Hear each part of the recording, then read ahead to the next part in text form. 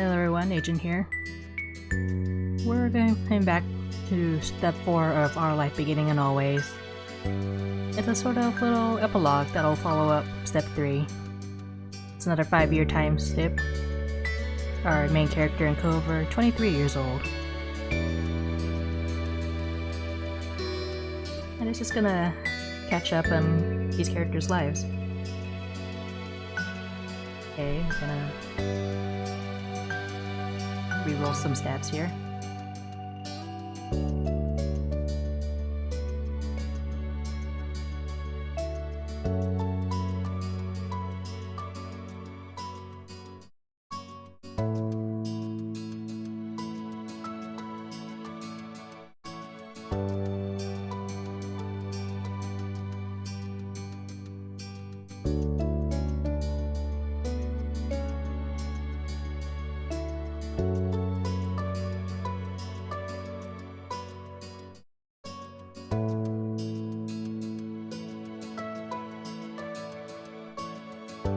How many options to roll through?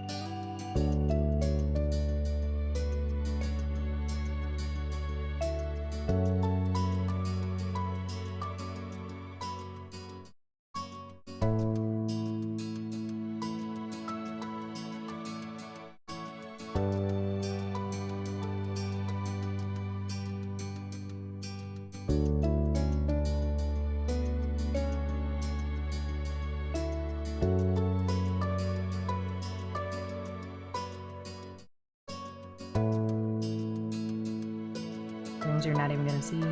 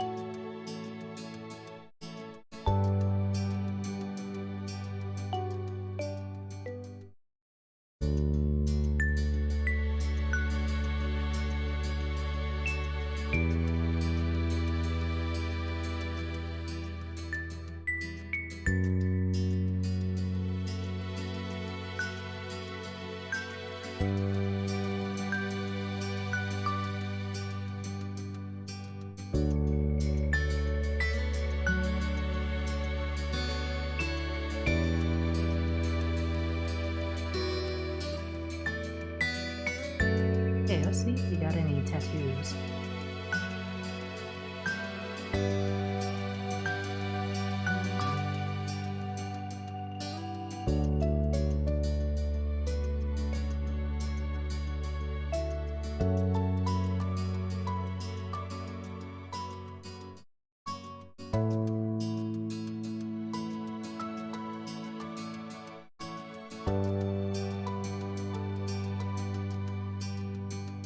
I don't remember how many options there were to roll through.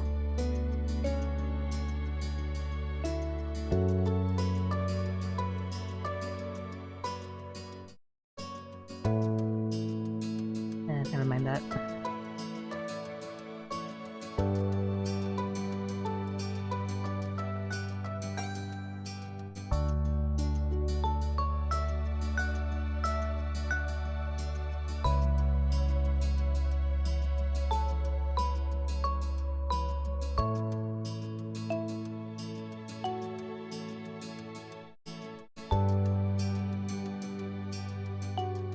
Alright, let's move on.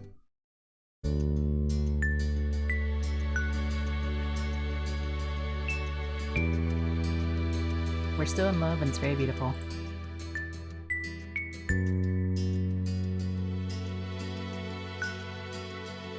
Alright, his initiative. Still on low. And so your days growing up in the loving cradle of Sunset Bird came to an end. In the years that passed since graduation, you moved out of your childhood home and made your own way in the world. You...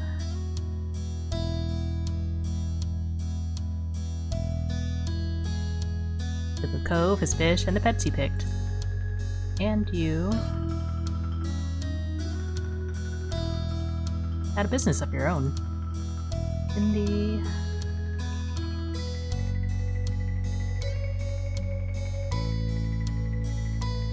TV and movie industry.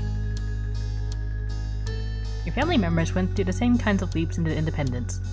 Liz and Leaf both eventually earned degrees and started fantastic careers in their new towns. But your moms and Cove's father still lived on the same street as they had for all those years before. It was comforting to you that there are some things that remained in the old neighborhood. And despite the ever-changing reality of your adult life, your friends were still your friends. Though, of course, things weren't exactly the same for them either. Very recently, Terry publicly came out as a man and switched the spelling of his name to use a Y instead of an I. He also confessed his love for Miranda, which she excitedly reciprocated. They moved in together recently in the city out past Sunset Bird. One person who did disappear into the shuffle of memories inside your mind was Baxter. After his vacation in Sunset Bird one year, he was just gone. That was a loss, he felt. He had become someone you considered a friend during those days. And then just what became of the sad little boy you grew up with, Cole Holden. Your deep affection for him was something that continued to last unabated over the years.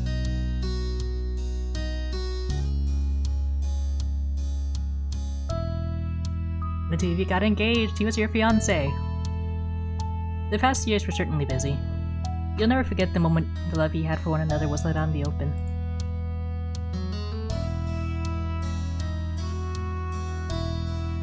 Cove wore an engagement ring to signify your relationship, and the ring Cove wore looked like...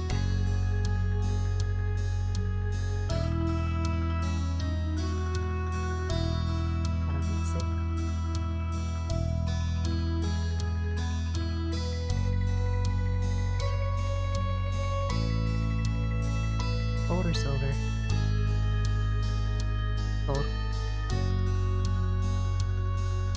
He truly thrived in his continued efforts at cultivating loving and supportive relationships with his family and friends. You couldn't say his personality had changed exactly, instead it became more refined. Cove was a gentle, loyal, considerate man who took the lessons he'd learned over the years to treat the people around him with patience and understanding.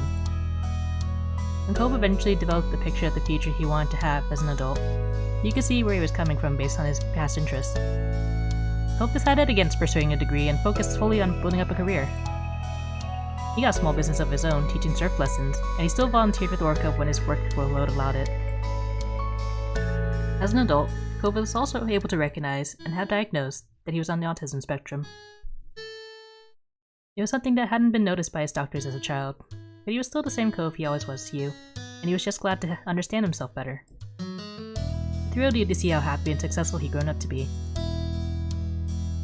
On the whole, life continued its steady beat forward, and y'all went down the path you chose. It was strange and wonderful. But no matter how old you got, how far you roamed, or how long you were away, the home you had in Sunset Bird still called you back eventually. The car rumbled down the highway.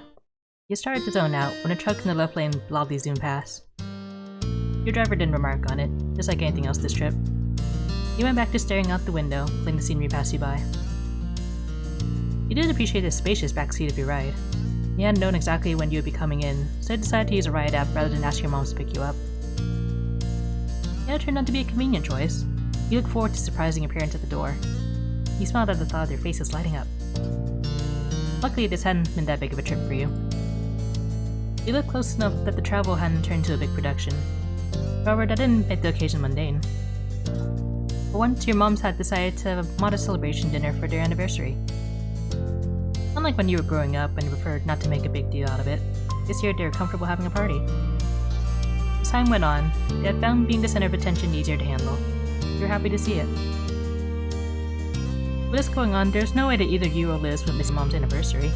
Hopefully you made plans to come back home for it. You didn't hear from Liz about her exact schedule, but you hadn't shared yours either. It reminded you of when you were kids and both knew to show up for dinner, but didn't keep each other in the loop for each other's pre-dinner plans. So it's the same concept after all. Some things stayed the same, and it was definitely different from when you would see your sister every day and knew sort of what she was doing anyways from osmosis. Today you had no idea. Things were always changing. You mused on how at times it was hard to believe you didn't live with your parents anymore, and yet you also couldn't imagine going back and living as a kid under the rules. The rest of the drive flew by. Your silent driver provided a smooth ride. No sharp turns or hard stops jostled you out of your own head. Your thoughts turned from introspective to observant. The landscape passing by became more and more familiar. You frequently recognized the landmarks that dotted the area. A grin came to your face as you passed the now entering sign for Sunset Bird. Excitement built within you. You're really here. You're doing this. Your driver turned off on a street, and you realized that their map program was taking you the way home that Mom preferred. You usually would have used the other side of the street to pass by the beach. In no time at all, the car had gone through the whole of town and pulled in front of your mom's condo. The car slowed to a stop and parked. With the buzz of the highway gone, you realized that you could hear the familiar sound of waves. The air smelled like salt and a rush of childhood memories flooded back. You started to gather your things and humming to yourself once more about how happy your moms would be to see you. After that, you notify everyone else that you made the trip safely. You pulled over your suitcase from the other seat and yanked at your bag from down near your feet. Tap tap. You startled at the sudden sound of tapping on glass. It caused you to pause. Did you really hear what you thought you did? You weren't entirely sure because you soon heard something else. It went on the opposite side of the car rolling down. It confused you until you put together that despite the driver's silence, you weren't actually alone in this car. The driver must have pressed the button. Someone had to be there. You turned your head to face the now open window. There he was, laying his arms across the window, your fiancé Cove folded. He beamed at you with one of his precious open smiles. Hey, Jamie. Welcome home. I was wondering how long I'd have to stand out here for you to make it. It's been a while, you know.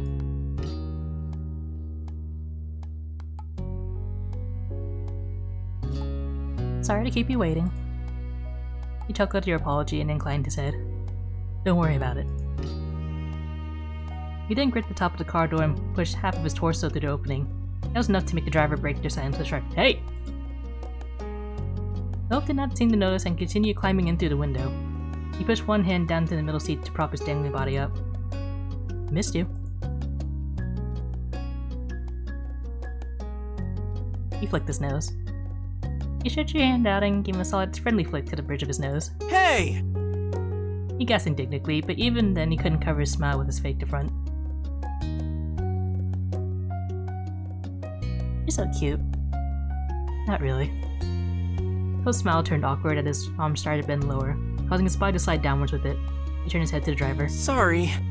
I'm always causing trouble in this neighborhood. Cove shifted around some more and squirmed back the way he came. After you had successfully pushed off the window and landed on the pavement with a thump, you opened your car door. You threaded your arms through the various straps of your bags and climbed out. Cove took a few long strides around the back of the car and quickly met you on your side. Cove stood in front of you, and it struck you that two of you were back in Sunset Bird, reunited once again on the street.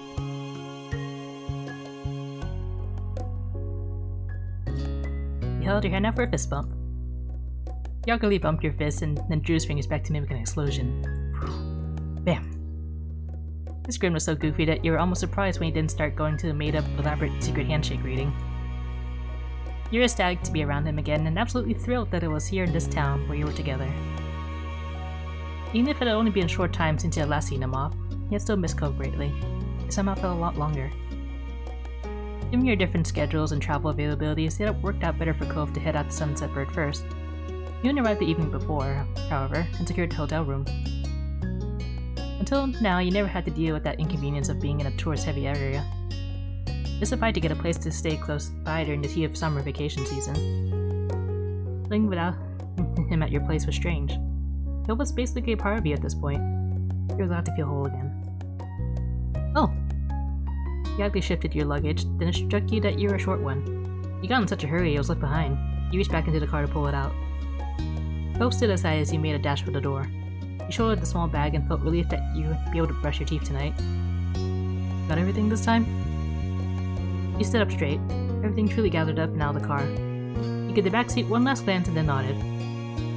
Cove shut the car door after you had moved out of the way. The two of you stepped off the street to give the driver some room. Cove waved. Sorry again. The driver said nothing and drove off. With the road clear, you let your gaze drift across the neighborhood that you had known forever. It was such a small place to spend so many days. You were flooded with memories of going up and down the street during every stage of your life. Being a little kid, following your big sister to the playground, becoming a teen and staying out later, and growing into an adult who left your parents' house behind to be independent. You could feel the summer sun in your skin from all the times you headed out to the beach. You saw the same sights as a young adult did when leaving home. It was hard to quantify the amount of history you had here, and now you're back. Despite taking in the neighborhood again, you never lost awareness of Cove's presence. In the corner of your eye, seeing him there was a very familiar sight as well. So many of your memories included him. Your mind drifted from the neighborhood itself to the person you used to live there. You couldn't help the feeling of nostalgia. You still remembered his face, his voice, the scar on his arms where Renee is long gone. He had changed so much since you had first met him, yet, even with those changes, he was always recognizable. He was familiar like the sky was, in the way you knew the sea. Every day they may appear different, but they're still an inextricable part of life. It was the world, with help from Mr. Holding and his ill-thought $20 bill, that brought you together to begin with, but the two of you had chosen each other. You had never let your interactions fade. You decided to nurture your relationship into what it was. And you would continue to keep Cove close into all the rest of your adult years. He was the love of your life, your wonderful fiancé. The day when you would be officially married couldn't come soon enough. He was the one you wanted to keep spending year after year with, that students you'd done for years before this. It would be impossible to imagine life without him. Cove noticed you staring at him after a while and smiled with his eyebrows rising in curiosity. He was very transparent in his question if there was something you wanted to say. You shook your head and returned him a soft expression. You let yourself get carried away in the tide of memories, and now it was time to focus on the present. You gestured to your house. Your moms were waiting for your arrival still. Cove nodded and then pointed at all your luggage bundled around your legs. Can I help with any of that?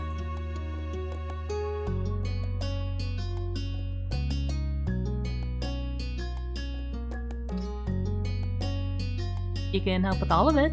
Fine. I should have seen that coming. He held out his arms with a smirk and didn't protest as you loaded him up as your luggage carrier. You looked a little silly covered in your bags, but stood proud regardless. The bag situation resolved, the two of you strolled over to the last residence's door. You started to pack your pockets instinctively, only realized that you no longer carried a key to the house. Your eyes scanned the entryway, a little lost, only to spot a doorbell. The thought of having to ring it felt super weird.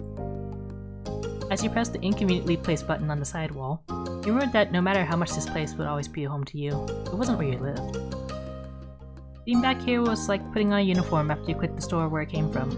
It remained the same, but your circumstance had changed.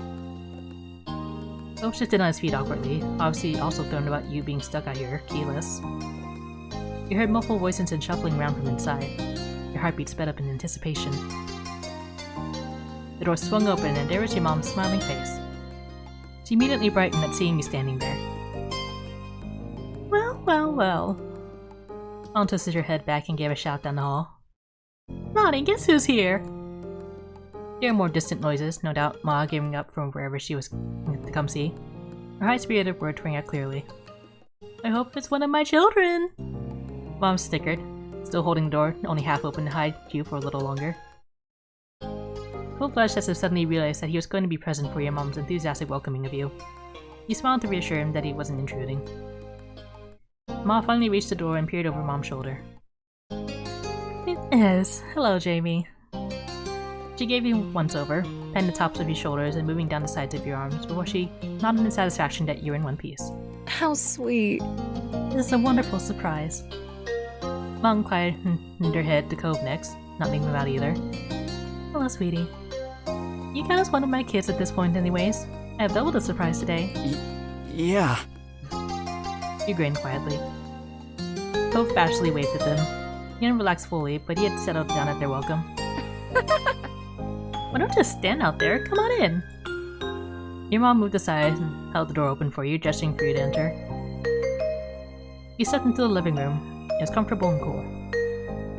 Cove was a half step behind you, his eyes on a new painting your mom must have added since the last time you were here.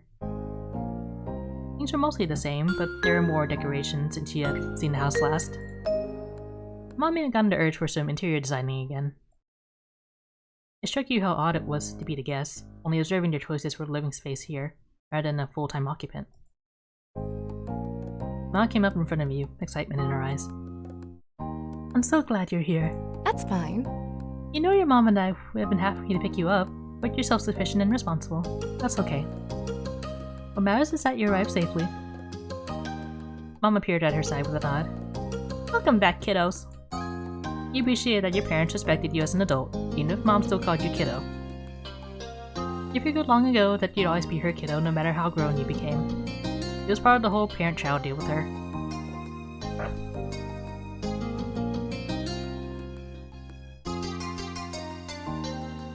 You gave him a thumbs up. Mom snorted at your response and returned a thumbs up as well. Nice. That's better than another finger you could have given us. Damn. Everyone chuckled except for Ma, who sighed.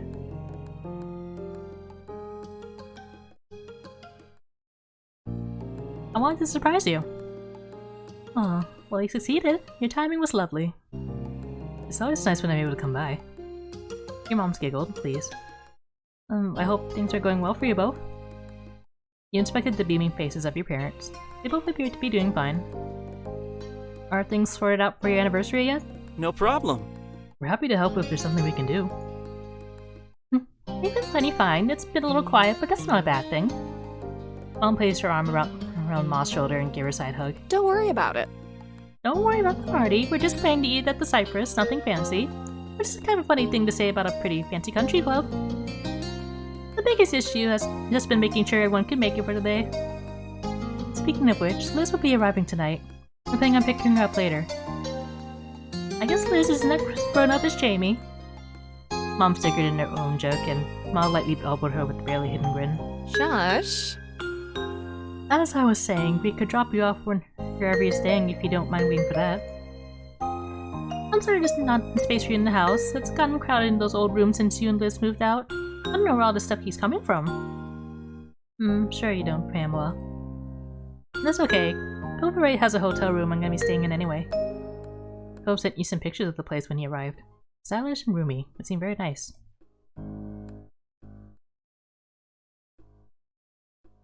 It was a room with a single king bed. He claimed that the bed was comfortable, so he had high hopes about that. So mostly you were looking forward to having him next to you as you slept once again. Your mom smiled, relieved. Carol's already here, isn't she? She directed her question at Cove. He bobbed his head a bit to go along with his reply. Yeah, I heard she made it. She's gonna be staying with Dad while she's in town. Oh? Have you gone over and said hello yet? Cove chuckled self-consciously, and this time he shook his head. He raised an eyebrow since he had figured he would have taken a chance while waiting for you. Not yet. I should go do that now. I just wanted Jamie to be there too. He caught your eyes with an adoring smile. Mom laughed at that, no doubt thinking that Cove was sweet but ridiculous. How nice. It's nice to know your priorities. Yeah. Cove awkwardly rubbed his arm and shifted on his feet, looking all too much like he did as a kid. So? Jamie, do you want to go over to my house now? That's a good idea. We won't be leaving until late evening. Okay. Cove perked back up, excited once more. Well, keep an eye on your things while you're out. There's no reason to be carrying all that around. You set down your bags in the living room, tucked into a corner where they wouldn't be in the way. Cove helped. Your mom waved the two of you off as you walked back to the entranceway. Thanks. See you soon. You wave back and open the front door for Cove. With that, you're on your way to see Cove's family next. This trip put a little special pep in Cove's steps as you cross the street to his dad's house together. Your spirits were equally high. Doing this, you felt like a teen again. You had known Cove's parent for a long time now. When it came to what you called his dad, you're on a first-name basis with Cliff. Although it was kind of awkward on your tongue at first, it rolled out comfortably now. You appreciated how much he saw you as an adult and friend, not just the kid from across the street. Or his mom.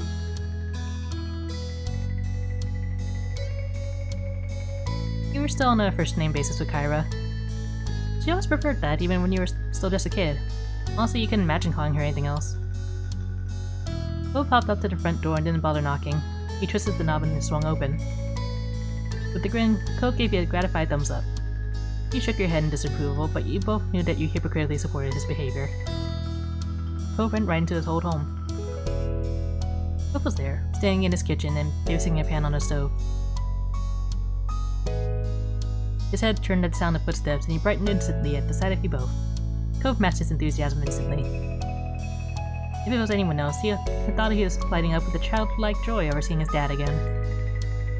But since he knew what Cove was actually like as a kid, you were aware this level of happiness with Cliff was definitely not equivalent to any childhood feelings of his.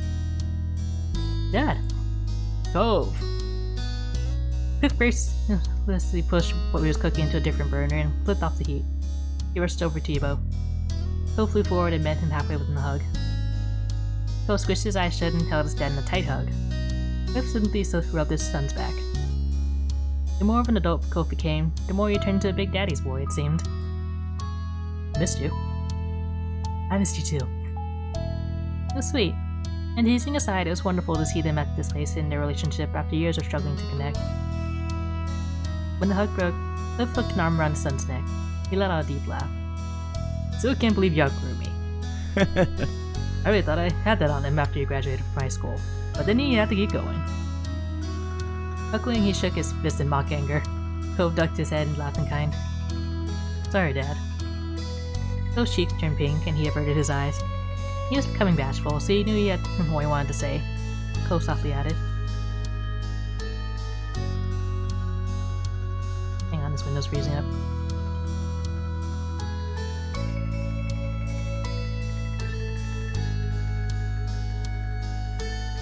Don't crash on me. That's...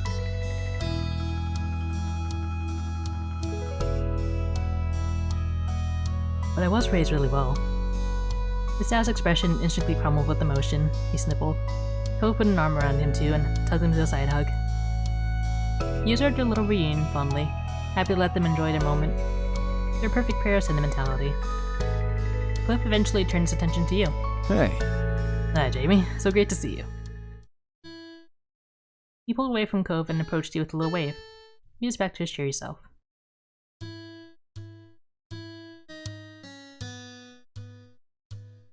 What up? It's so nice to see you.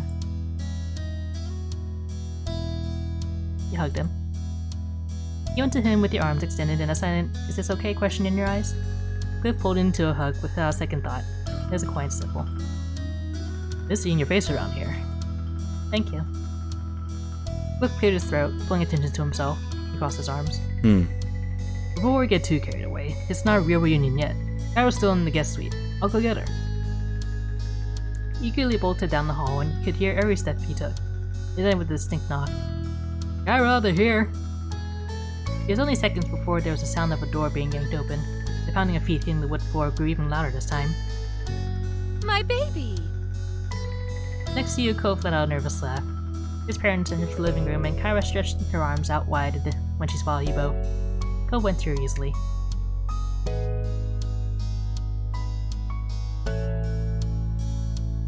You shook your head no. You scuffed your foot a tiny step backwards. Kyra took no offense and gave you an understanding smile instead. Affectionately, you watched Kyra close her eyes and cradle her son in her arms. Cove melted into the hug, wrapping an arm around his mom and resting his head on the top of hers. After a moment, Kyra let go and pulled back to get a better look at your faces. She surveyed every inch of them and appeared satisfied. You're both looking well. That's wonderful, and just what I like to see. Thanks. And hi, Mom.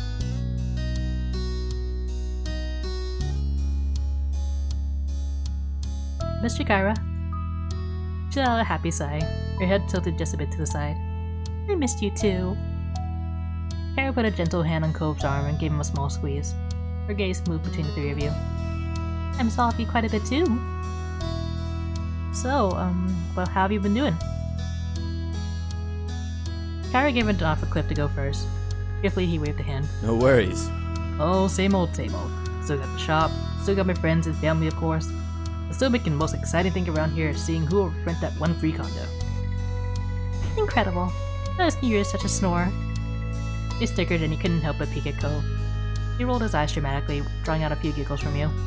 But the whole time there was still a happy smile fixed on his face. Well, For me, things have been good. I've gotten a lot of interesting assignments lately. Oh, I recently went to Seattle, and Kyra twirled a strand of hair shyly, and her mouth curved into a grin. Whatever she was thinking about, it made her happy. Things have still been going well with that guy from work. But it's a little early to bring him all the way out to California to meet the family. Cove crossed his arms. He and his dad nodded. It was clear she appreciated the acceptance from her two boys.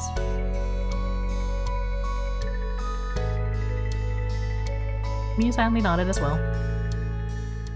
Three identical nods across the board. Kyra's grin grew ear to ear before she shook her head in amusement. So that's us.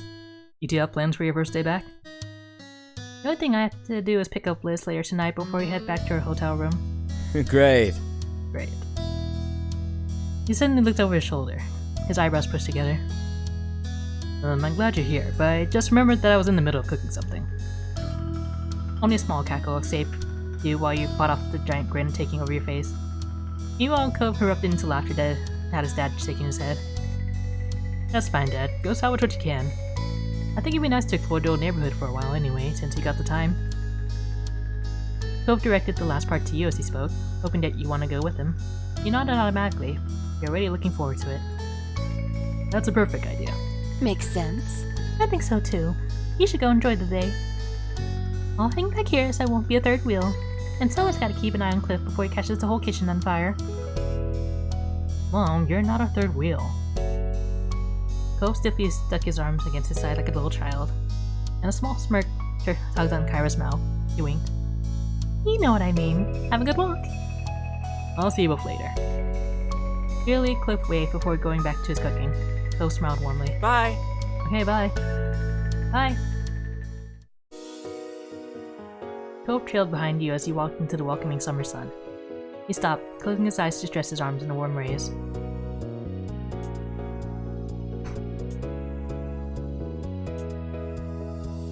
You walked side by side. Neither of you had a particular destination in mind, but muscle memory brought you down the familiar paths you walked together a million times. Closing your eyes, you could feel Cove right there next to you.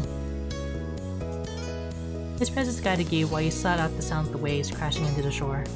The quiet roar of the water put an extra bounce in your step. Naturally, you found yourself heading down the road towards the beach. Your spirits rose even higher as you strolled across the sand, heading for the shopping district.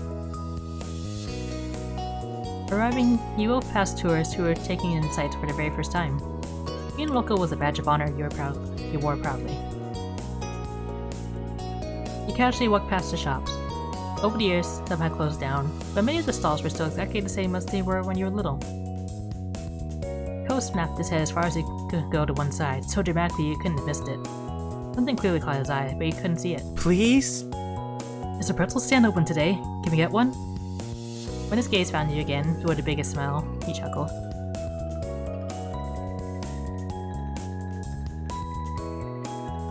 You don't need to ask for my permission. You can do what you want to do. I want to do what you want to do, though. Okay, we can go. You're gonna get the one that comes with the little frosting cup, aren't you? That's right. After that, you both happily made your way over, being pulled in faster by the delicious aroma of the stall. With that, you changed course to the pretzel stand for a snack break. Cove was very pleased by the morsel he picked up, and that was good to see. The sun arched across the sky as you went up and down the road as a pair. By the time you returned to the beach, it was beginning to fade into night. Cove kicked his shoes off, tossing them into the sand. He wanted to get his feet wet in the waves as fast as possible.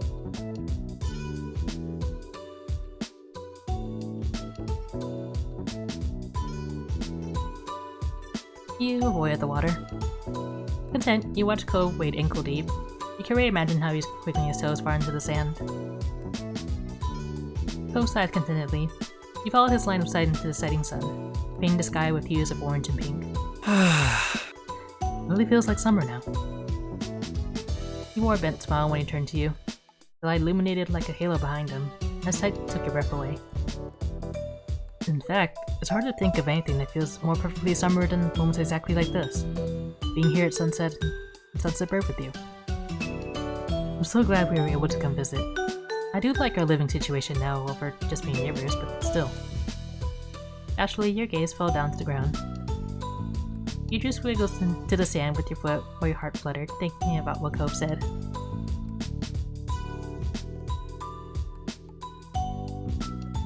This is a wonderful day. You felt elated. You couldn't wait to pick up Liz and be surrounded by your family again. Cove murmured quietly, losing himself in his thoughts again. Shortly after, you saw his hand shoot down into the sand. He stood straight back up with a lopsided smile and got to work brushing the sand off his prize. You knew without a single word. Cove found a new shell for your collection. As you wandered down the beach, Cove followed at your side in comfortable silence. Your shadow stretched across the sand like they were leading the way.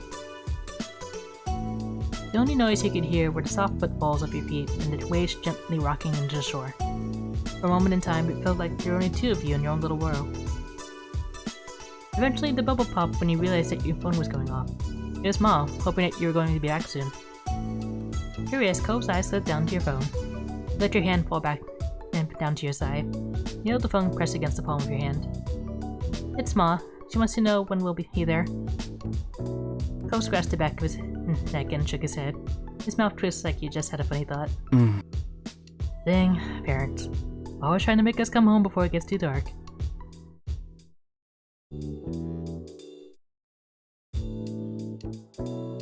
He shrugged. A part of you still didn't feel much different than you did as a kid. You would have felt stranger if your moms weren't trying to corral you home. After one last glance, you put your phone away again. Cove gave a small shrug. Ready? Yep. Let's go. Together, you left the beach, feeling the call of home pulling you forward. The both of you ran off towards your mom's house, leaving the waves behind, but welcoming the beginning of summer. Cove and you ran up from the beach, sand flying from your steps. Cove made it to the road first, but you managed to catch up to him by the time you reached the house. It wasn't exactly a race, yet it also was not a competition. Both of you were laughing by the time you bumbled through your old front door together. Your moms were sitting in the living room. Your eyes sparkled as they looked on you and your light dusting of sand. Hello! Welcome home! Mom leaned forward, eyebrows raised at your jubilant entrance. Mom sighed wistfully. Aww. That brings back memories. Cove chuckled shyly as he scratched the back of his head. I hope we're not too late. No, you're just in time, but you better start packing it up. Liz will be waiting. Mal nodded as she stood up from her seat. She lightly ran her fingers over her clothes to smooth out the wrinkles. It took you a second to remember where you put your stuff. You needed to get it all in the car so you could get everything back to your hotel. Can I help? You shrugged and directed him towards your bags. With Cove, your mom, and yourself on the job, it only took one trip to the car to get everything. Cove firmly closed the trunk and you thanked everyone for the assistance. Of course, kiddo. Come along, my family. Let's get in the car. You gave Cove a special look to make it clear that it meant him. Cove climbed into the back seat with a slightly touched expression on his face. He got on the other side. When everyone was situated and buckled, the engine was started and Mom put onto the street. You couldn't help but feel amused to be stuck in the backseat with Cove, your mom's driving you around. It really was like you were little kids again. Cove caught you staring at him and gave you a bent smile. He was probably on the same wavelength as you from the sheer mischief in it. There was some light chatting on the drive. No one brought up anything too deep, and it mostly became swapping jokey stories. The entire trip was marked by a heavy sense of anticipation. Everyone was ecstatic to see Liz and hear what she had been up to. When you neared the airport, Mom pulled out her phone to call Liz. Mom followed the signs to the correct pickup area and asked for you to shout if you saw your sister. Yeah, Liz, we're at Wingby. There's a blue sign that says North America. Alright. Charlotte and I were right in front of the building with the blue windows. She says that she's outside, right by a yellow truck. I see at least 3 yellow trucks. I think you're doing work at the airport. The back and forth continued, with Mom driving around a wide circular airport road, while Mom attended to coordination between her and Liz's location. Aha! He leaned forward, peering out in front of the car. A tall, poised silhouette pulled a pale purple roll-along suitcase behind her. It was definitely Liz. She waved to the car. Mom parked along the sidewalk next to her, and Mom put her phone away with a cheer. Mission accomplished, team! Mom excitedly reached over to grasp Mom's raised hand, thrilled that both of her kids were back. Good job. That's right. Liz came closer and yanked open the back door beside her. She popped her head into the car, her smile ornery decided, despite how tired she appeared. It must have been a long trip for her, yet her expression was that same familiar smirk that you're grown up with. Hey. Hello, children, I'm back.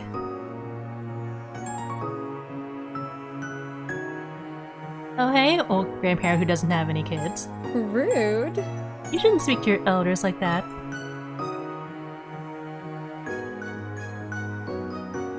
He smiled at her. It was nice to see your sister again. You grinned at her and the curl in her grin softened. Well, how do you do, kiddo? Hello, sweetie. So nice that you're here. Hi, Elizabeth. He jokingly huffed at her. We're not children. Whatever you say, baby boy. She turned her gaze back to Mom-in-law. You really know how to make someone feel appreciated. Her spirits were high. You could tell she was just as happy to be here as everyone was to see her. She left the door open, but ducked out to walk around to the back of the car. She opened the trunk and lifted her luggage in. I'm gonna move your junk, Jamie. I'll keep it in front of my back so you can get it later. Mom's dropping you off first, right? Yes, but that's not junk, it's important. Liz slammed the trunk closed without responding. Liz swung around to the open door. You noticed that her hair had a few flyaways, no doubt from a long day of traveling. She leaned against the frame of the car, giving you and Cove a significant look. I am not sitting in the middle. I already have 5 hours of that nightmare on the flight. There's no way I'm getting in between the two of you. I mean, really, who would ever want to be the person pulling Cove holding Jamie Glass apart? Cove puffed up indignantly yet again at her classic tease of your relationship.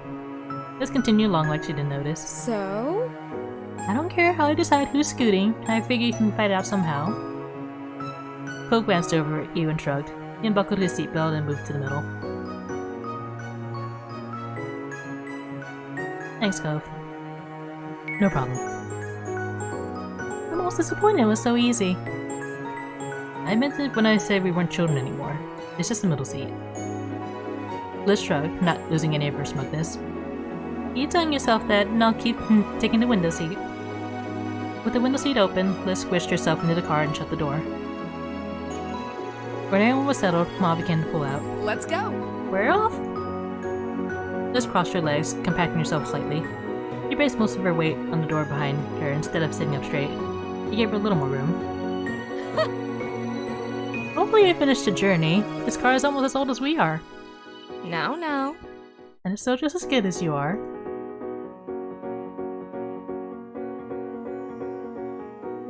We're equivalent to this junker? Put as much fake hurt into your tone as you can manage. Neither of your mom took you up on your teasing. I feel insulted being fair to this rust bucket. This doesn't even have enough cup holders, Ma. Mom turned up the radio as Ma merged into the highway. The station was familiar, the normal soundtrack for when she had driven you and Liz around town. Liz bounced in her seat, enjoying the classic tune. The song would be old enough to vote for it at this point if it was a person. That was hard to believe. With Liz, the conversation livened up despite it getting later and later in the night. She told you all about her week and all the travel preparations she made. By the time she made it to the actual tale of travel itself, Liz started chuckling. On the plane, Liz had sat next to a couple of girls who had talked a lot about how well they could read people. Liz recounted their conversation with her in hilarious detail as they had apparently tried to guess her occupation after only shaking her hand. Neither of the girls could agree with one another, and Liz had refused to just tell them. However, the drive to your hotel was only so long. Eventually, your group arrived. You yawned and got out of the car when it stopped. Cove clambered out after you. Liz gave a loud sigh of relief at all the extra space she had found herself with. You and Cove grabbed the luggage and then waved off your family after you said your goodbyes. After they left, you and Cove went to go find your room. You scanned the key card to unlock your hotel room. It sounded out a soft beep, and you turned the handle of the door. The door creaked open, and you craned your head in to take a look. The first thing you noticed was a large king-size bed in the middle of the room.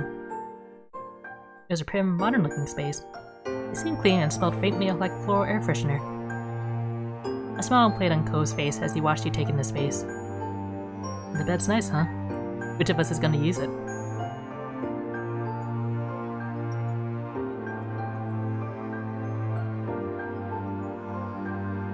Hey, you can fend for yourself. That was a joke. Can we please share the bed? Yes. Thanks. I got a good hotel, didn't I?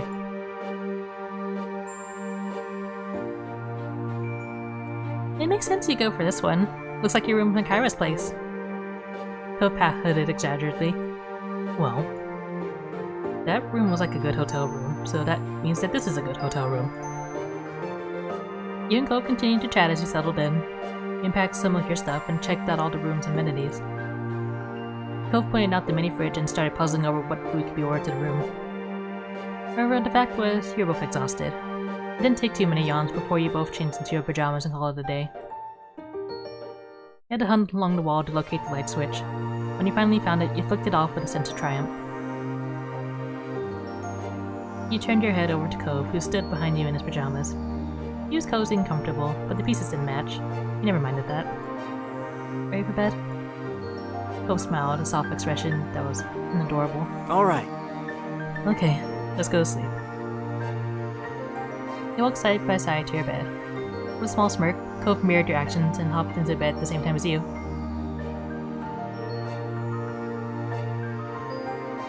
Sweet dreams. Then you kissed his nose. You rolled and propped yourself up on your elbows so that you can give Cove a quick little peck on the nose. He beamed back at you, obviously enjoying his goodnight kiss. I can't believe we're really here. You and Liz and everyone else are going to be here in Sunset Bird again. I was staring at all the scenery going by while we were driving here, and honestly felt like we never left. He ran a hand down his face. I mean, in some ways it feels like it's been ages and everything's different. Some of that is definitely because I'm staying at a hotel instead of being in my room at Dad's. But yeah. You couldn't even put anything you felt in the words. Cove nodded. He understood completely. I'm looking... A yawn forced an interruption into the statement. Cove was undeterred. I'm looking forward to this. He tucked his head into your neck. You felt his lashes flutter close against your skin. See you tomorrow. See you tomorrow, Jamie. His words were a whisper you barely heard. It might not be that exactly. You might have just been guessing. Cove always had a habit of mumbling. It was okay either way, whether you heard it or only thought you heard. The sentiment was true regardless. Cove would see you tomorrow when he opened his eyes and the sunlight returned to your hometown of Sunset Bird.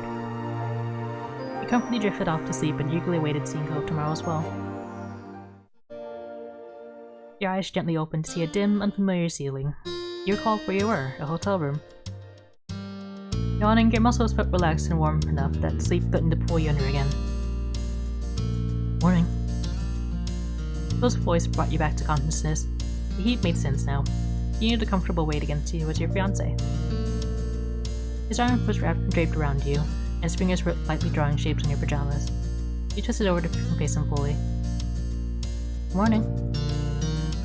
You laid your head down on the pillow again, getting lost in Cove's blue eyes.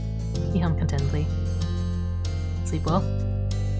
You nodded, mentally noting that the shapes he was creating were little stars, specifically. Up, down, to the side, and across, his fingers moved. It was soothing, and Cove's body was so reassuring. You played with his hair dozily. You buried your fingers into his many strands of pale green hair. Letting his eyes shut, Cove mumbled in satisfaction when you gave his scalp a small scratch. As you combed through, your smile softened. You admired the way his silky hair curled around your fingertips. Neither of you were making any moves to get up and actually start the day. It was sweet and comfortable to be wrapped up in Cove. You could indulge just a little while longer. Eventually enough time flew by that there really weren't any minutes to spare. There were too many people waiting, so you both crawled out of the seats together. Standing up, Cove took a few seconds to stretch. He glanced over at you with an animated expression. I'm really looking forward to your mom's anniversary dinner tonight. It's gonna be fun. I think so too. I mean... This whole trip is great, actually. Being here with everybody is like having another chance at being a kid. We can do all the stuff we used to, and all the things you never did but wanted to.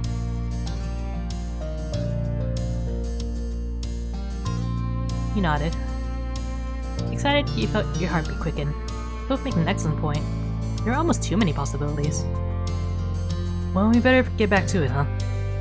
You got a pretty full schedule ahead of us for your mom's big day. You're right. After that, you and Cove moved around each other, busily getting dressed and ready for the day.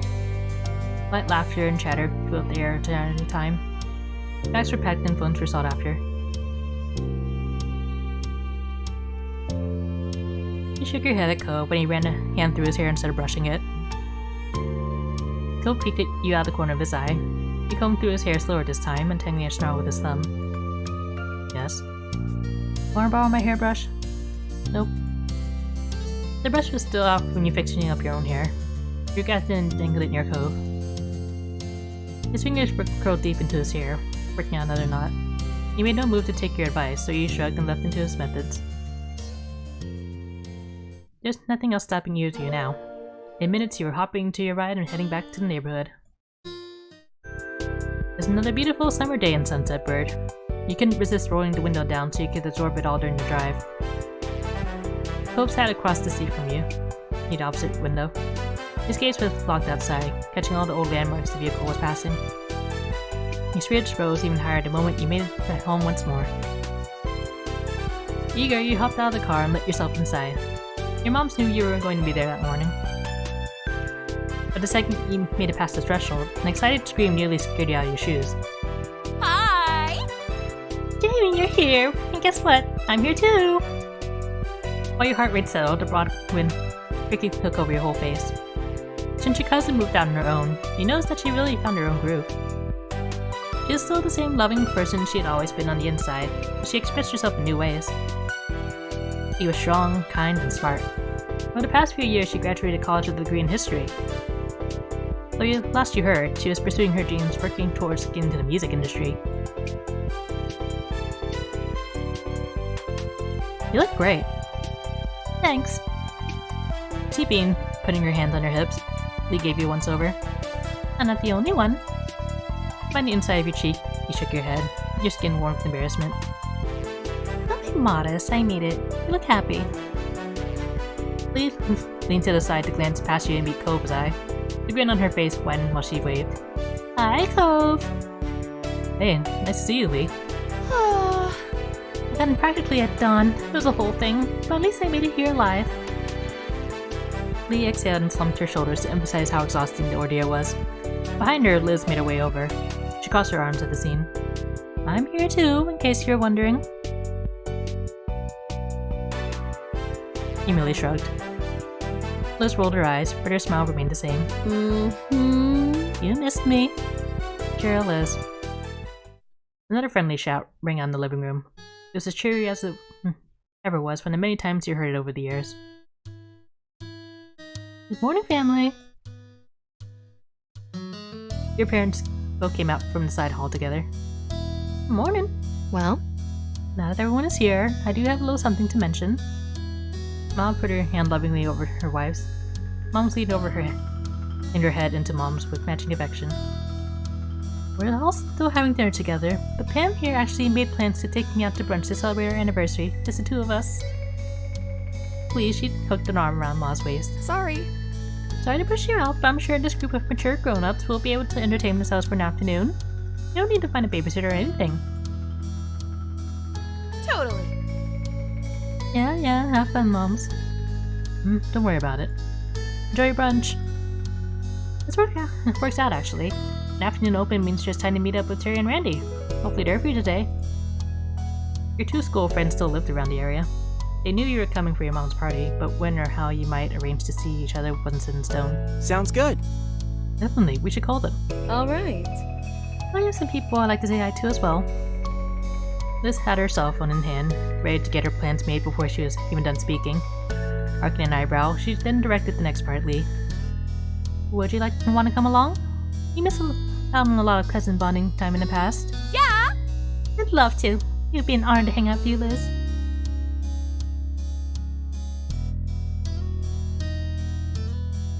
He nodded. Lee would be missed among your friends, but you couldn't blame her for wanting to spend extra their time with Liz. You'd see her again later that night. Excellent, it's settled. She squeezed her wife's hand. Her gaze took in the whole room, ecstatic to have the house full again. Today is gonna be perfect. Yes. I think so too. I truly couldn't be happier with my wife, my children, and our whole beautiful family. It's already a wonderful anniversary. Her awes and sweet comments from the group gathered around the couple of the hour. Seeing how your moms were, you couldn't help but hope that when you got to be their age that you could be as proud as your life was them. After that, you enthusiastically began setting up plans to meet up with your friends. They were both able to come see you, having kept their schedules free for this, and couldn't wait. Cove was also speedily sending text messages, and he conveyed the plans to Terry and Randy. He mentioned that he was letting his parents know about what he was going to be up to. The group continued to chat and catch up until it was time for your mom's brunch and your big meetup with your friends. Soon enough, everyone was out the door, looking forward to their fun-filled afternoons and a dinner later that night. Once outside on the neighborhood street, you looked at Cove. He stood at your side with a bent smile. Terry and Randy were driving into town while you and Cove were traveling on foot to meet them at an easier-to-reach spot. Man, we really are kids in Sunset Road again. Having to rely on other people who actually have cars to really get anywhere. Now we're stuck walking to wherever is nearby.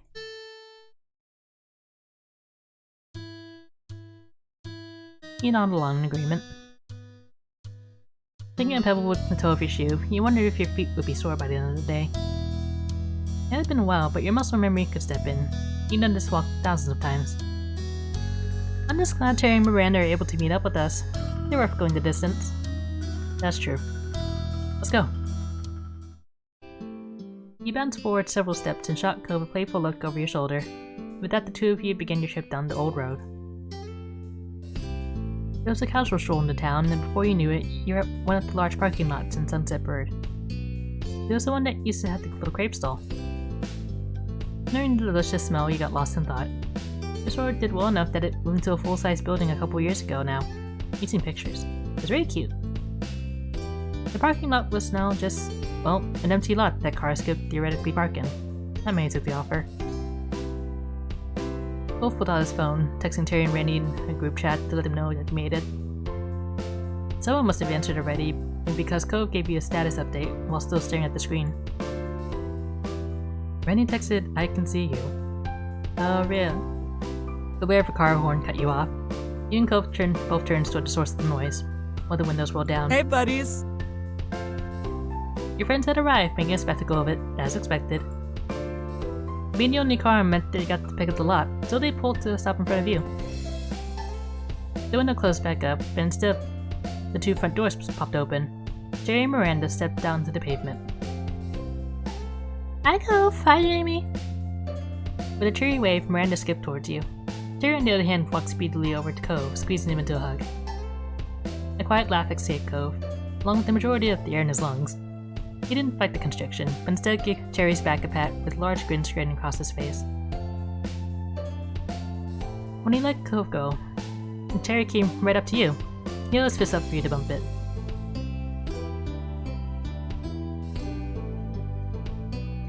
He smacked his fist with a high five to make a turkey.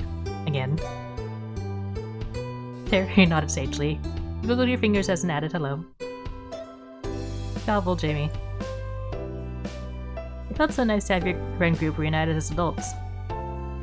Jerry was currently a full-time lifeguard down at the busier beach a town over. You were proud of him. He helped a lot of people in his line of work.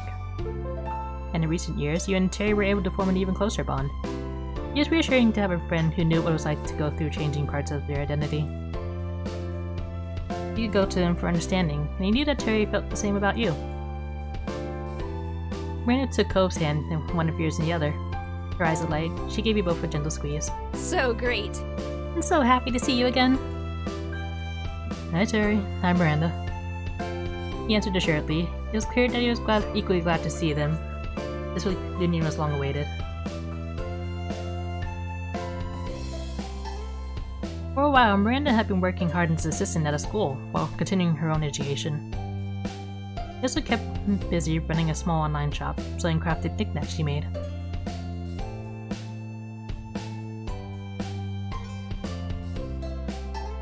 It's been forever. I know! I shouldn't let you ever go. Don't you just want to stick around here forever? Randy, we can't stay like this forever. How do you create art with both your hands in use? Okay, I'll give you your hands back. Miranda released your hands. Giggling, she eyed you both carefully. So, how have you been? It's nice.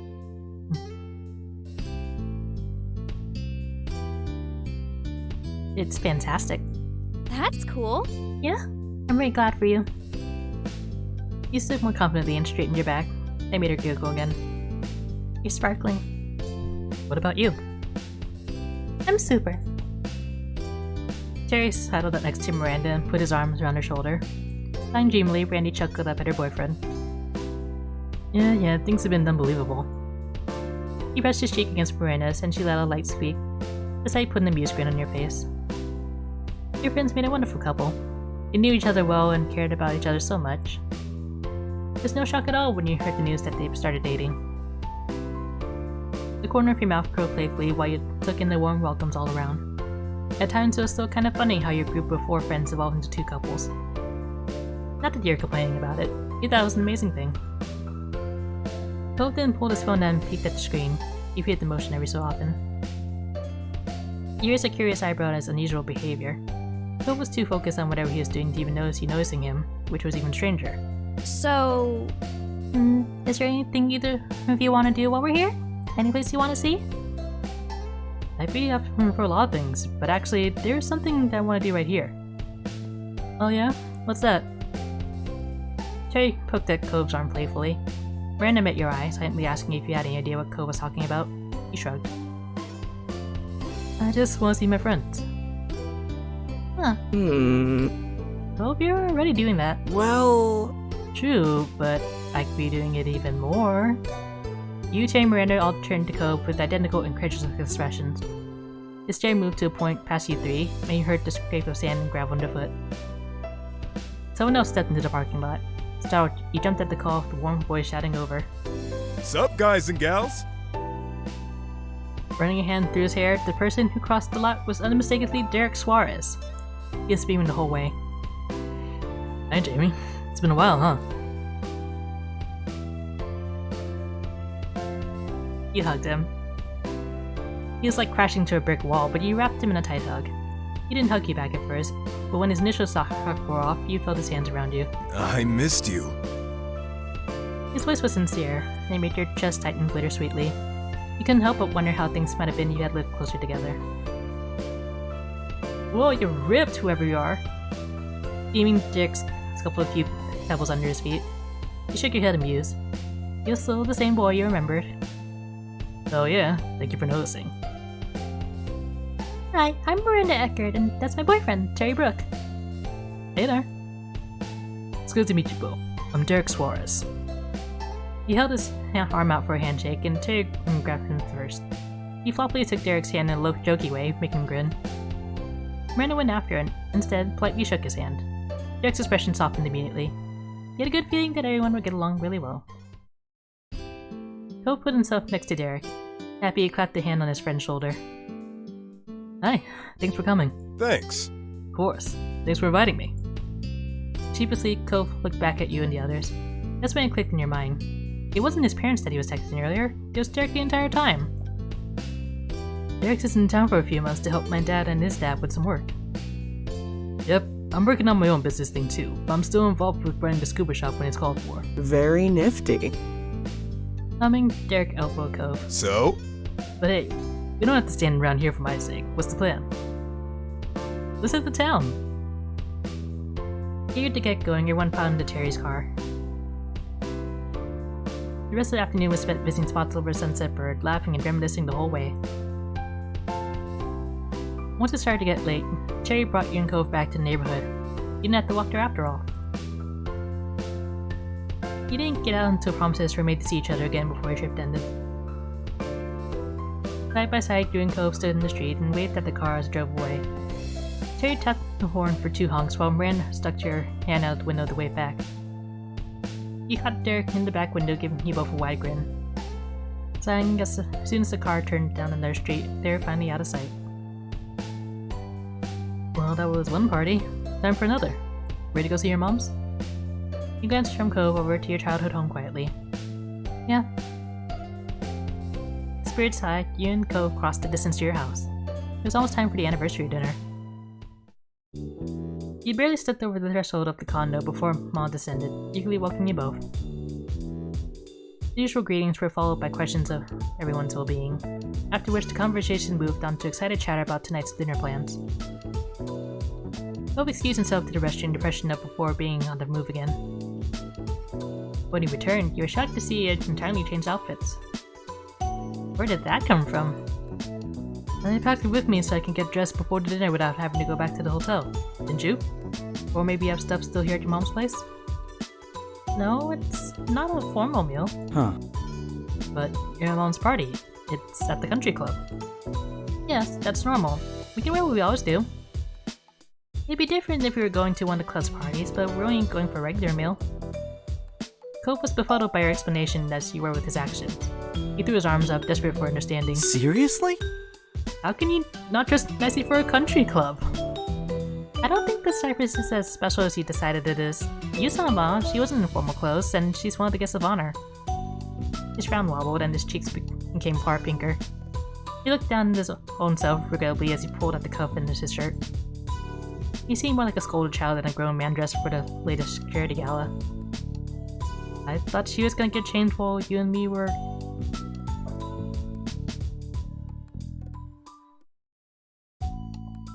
You shrugged, no comment needed. Cove himself could only sigh, fully defeated. Cove's eyes stole a glance at the hall, as if he was calculating if he had time for another quick change. And unfortunately for him, it was not meant to be. His time to head out and came far quicker than you expected. Cliff and Kyra swung by the condo to make sure everything was in order. And for your second surprise that night, Cliff was also in formal clothes. Cliff's face decidedly whipped towards yours at the same time Cliff went to Kyra's. The 2 men pointed at one another. See? He knows. Exactly, sport. Kyra was talking to me like I was crazy. The aforementioned Kyra placed a hand delicately and yet directly across her eyes. Clifford, our son only knows this because you're the one who raised him. Cliff chuckled, his arm moving to scratch the back of his neck. Yeah, that's my boy. The ends of Cove's mouth gently bent up. He truly was his father's kid in more ways than he realized. They may be the only ones in the group, potentially the only guests at the entire club all gussied up, but at least he could now take solace in one another. It looked to be good enough for them. All the members of your family headed out at the same time to the Cypress. This would be a perfect reunion. An impeccably smart host greeted you on arrival, smoothly leading the way to set tables reserved for your group. I'm having a hard time talking today, I'm sorry. Once you all settled in, chosen drinks were poured into delicate glasses. The food would be coming out later, letting you soak up the atmosphere for a little while longer. Following, your parents faced a group of familiar faces all gathered here together to share this special day with them. Mom reached over and took Ma's hand, clasping it between both of hers. Thanks! Thanks for being here tonight, gang. Marrying this lady right here is the best thing I've ever done. There's no one else I'd want to celebrate that with. Yes, we're so lucky. Not only do we have each other, but we've got such a large and loving family through all of you. Around you heard people saying "aww" and chuckling appreciatively at the comment. Lee had clasped her hands tightly in front of her, her eyes shining. Your eyes met Liz's misty ones, and the affection she had for her mom was carried over to you too. You returned your attention towards the happy couple just as they leaned in to kiss, smiling all the while. The table responded with cheers and clapping, shouts of happy anniversary and other congratulations continuing even after they'd broken apart. Mom beamed as she watched Ma giggle dreamily. Then her eyes met yours across the table. And of course, it won't be too much longer before you're celebrating another marriage, hmm? Leaned eagerly over the table towards you and Cove. Your fiancé blushed, but he still grinned proudly at the suggestion. Yeah, when is that happening? Look how long you've known each other. It's a miracle you had the willpower to hold off and officially tie the knot already. Our friend Tom? I think that says. Thank you for the follow. Liz smirked. You know that face since childhood. They meant trouble. Yeah, wait much longer and I'll start taking bets for real on when it'll happen. I missed my chance with the proposal. The group burst into laughter. Cove, who only stopped pouting long enough to take an angry chug of his drink, did not join in.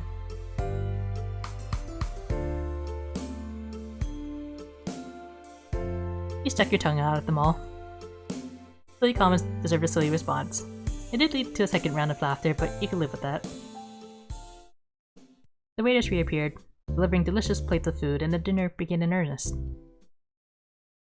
Both conversation and laughter continued to flow freely as the night went on, with the two families relishing the opportunity to be together once more. Eventually, after your hunger and thirst had been fully satisfied, the plates were cleared and the event began to draw to a close. Cliff and Kyra exchanged goodbyes with your family before heading to hang out together.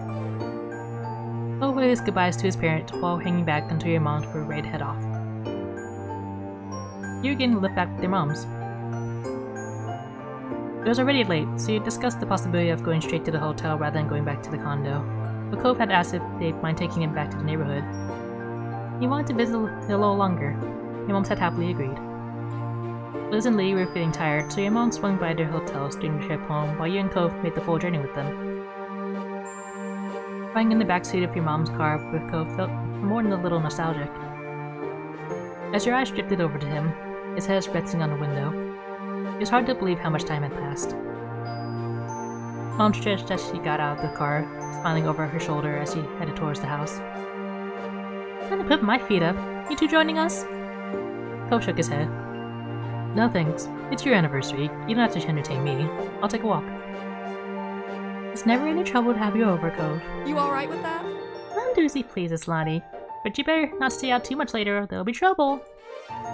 Ma chuckled as Mom waggled a finger, her expression exaggerated severe as she reprised the role that, in truth, she never really played. Even if your parents had been particularly harsh as you grown up, Mom joined her in the act. Don't go too wild just because there's no school tomorrow. Laughing, they made their way inside, leaving you standing on the dark street with Cove. You didn't even need to ask him why. You already had the answer for this. He wasn't yet ready for the day to end. Without a word, Cove began to stroll down the road. You walked alongside him.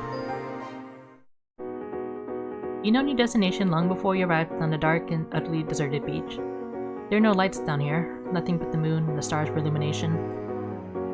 The only sounds were the gentle waves rolling in and out, and the soft sound of the footprints you left in the sand. In other words, it was perfect. Cove stepped down the waves without a word. He looked up at the sky with a smile, then took his head down and began to pull his fancy shirt off. He tucked it over his head and flopped it backwards, further up the beach and now in reach of the waves.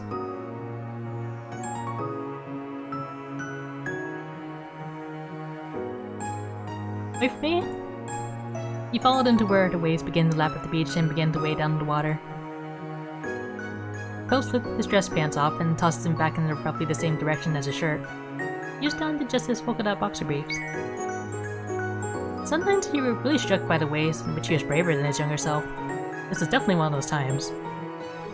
He never ever would have done this when you were both living on the street. But you also know he still wouldn't do it with anyone other than someone he spent all those years with.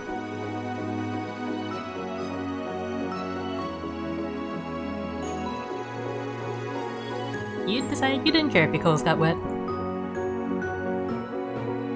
Cove waded further into the water until it came up to his chest. You followed Cove deeper into the sea. Your wet clothes clung to your body, soaking up the water and weighing you down, a physical reminder of all the unwritten rules you were breaking. Cove grinned as you approached. You're gonna be so much trouble with my moms when you get back. I guess. Yeah? Oh well. Be fast! He splashed water at you as soon as the word has left his lips, giving you no time to prepare. The splash had caught you full on, leaving you spluttering and drenched.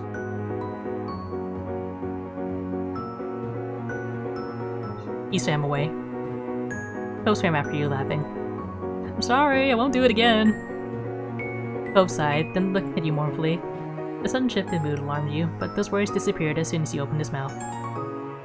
We're still not merfolk. The world is cruel.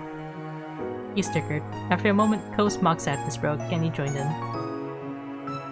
The two of you wound up drifting further down along the shoreline, chatting and enjoying the chance to be back on the beach that had provided the backdrop for so much of your childhood. Eventually, a silhouette of structures appeared up ahead. As you drew closer, you realized it was the old playground. Cove spotted too and hurried towards it, dragging himself out of the water and heading into the park. Wet sand coated his feet and lower legs with every step, clinging thickly enough that it began to resemble a bizarre pair of boots. As you followed him, you wondered how many visitors this little park got these days. There are officially no children living in that neighborhood now. Cove gazed at his surroundings in wide-eyed awe. He didn't care at all that he was soaking wet and dressed only in his underwear. Crouching, he gently pushed one of the child-sized swing seats, marveling at it all. Wow. Can't believe how tiny everything is. Were we seriously small enough to use these? He shook his head, unable to fathom just how little he both had been when you first met, then walked over to the monkey bars. Once these had been challenged for you, now they're a little more than waist height next to Cove. Cove turned his back to the bars and hopped up onto them with ease, sitting on them comfortably. He leaned against the bars. It was strange seeing adult Cove juxtaposed with the baby playground. This place had been something so exciting to Cove back when he first arrived, and apparently it was to this day. Cove smiled eagerly as he approached, kicking his feet in the air happily, briefly forgetting the low vantage point until the tip of his toe scraped along the ground. He continued to swing his feet, but with a little more care. He thought it was adorable. In this moment, you were at home. It just so happened to be the place you'd grown up, but really, anywhere you could be with Cove was that for you. He had held a special place in your heart for so long, and so much of your life had been shared.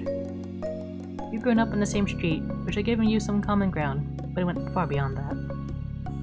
You had both chosen, from a young age, to share your life with each other. You wouldn't have had it any other way. Here we are again. You nodded. The mood had shifted now. The funny, impulsive night beach trip, with the spike of adrenaline that came from you playing in the water under the moonlight, had settled into something quieter and more nostalgic. Wolf leaned back, tilting his head towards the sky to admire the stars above. Too bad I wasn't able to bring my surfboard along for this. Hope shrugged dramatically, trying to lift the mood a little. The dinner was really nice. It was great to do all this. The smile he had when he spoke those words fell as quickly as it appeared. It went by so fast. We all came out here for the party and it's over. Liz, Lee, our parents, we'll be going back to our own things now. But what else can you do except say it's okay? I guess it's part of growing up. This place and these people, they're a foundation. They shaped who we are now, like making castles out of sand. Oh, a lot to Sunset Bird. His eyes crinkled fondly, and Cove's voice was gentle when he spoke again. We had a good childhood, I think.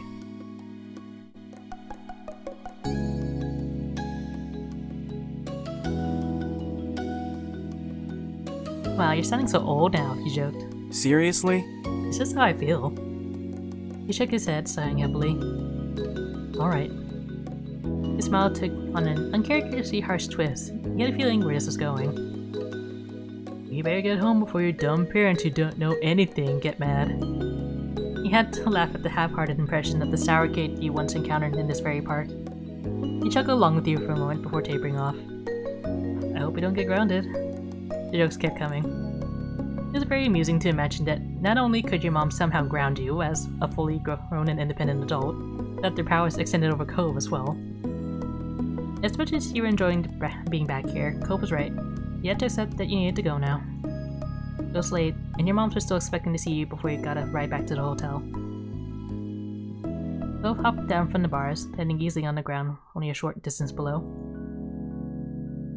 Before you could return, you had some clothes to retrieve from the beach. You retrod the same path, following the footprints down to the shore you left in the sand only a little while earlier. Once Cove had scrounged up his abandoned clothes, you started to walk up the old path home side by side.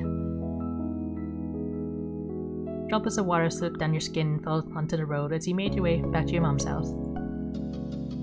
As you and Cove were still soaked and sandy from your earlier adventure, it was likely that you were leaving quite a trail in your wake. But using Cove's bedroom growing up was only natural for him. The air was slightly humid, already pleasantly dense with moisture that felt like a hug as it closed around you. Any damp footsteps that were left behind would take longer to dry in this weather. The signs of your adventure might even be visible when the sun came up the next day. You hope so. You quite liked the idea of you and Cove leaving your mark on your hometown again, even if only for a little while. Despite being out late and, in Cove's case, mostly undressed, the balmy summer night prevented you from feeling any chill. You were entirely comfortable. In truth, you felt warm inside and out. The day had been so lovely, spending time with friends and family, and your eyes drifted over to Cove. Cove Holden, your fiancé. Just seeing him brought a smile to your face.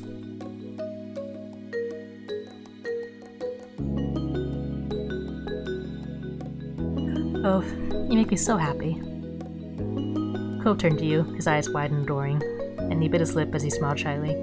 You could tell that your words had touched him. I feel the same way, exactly.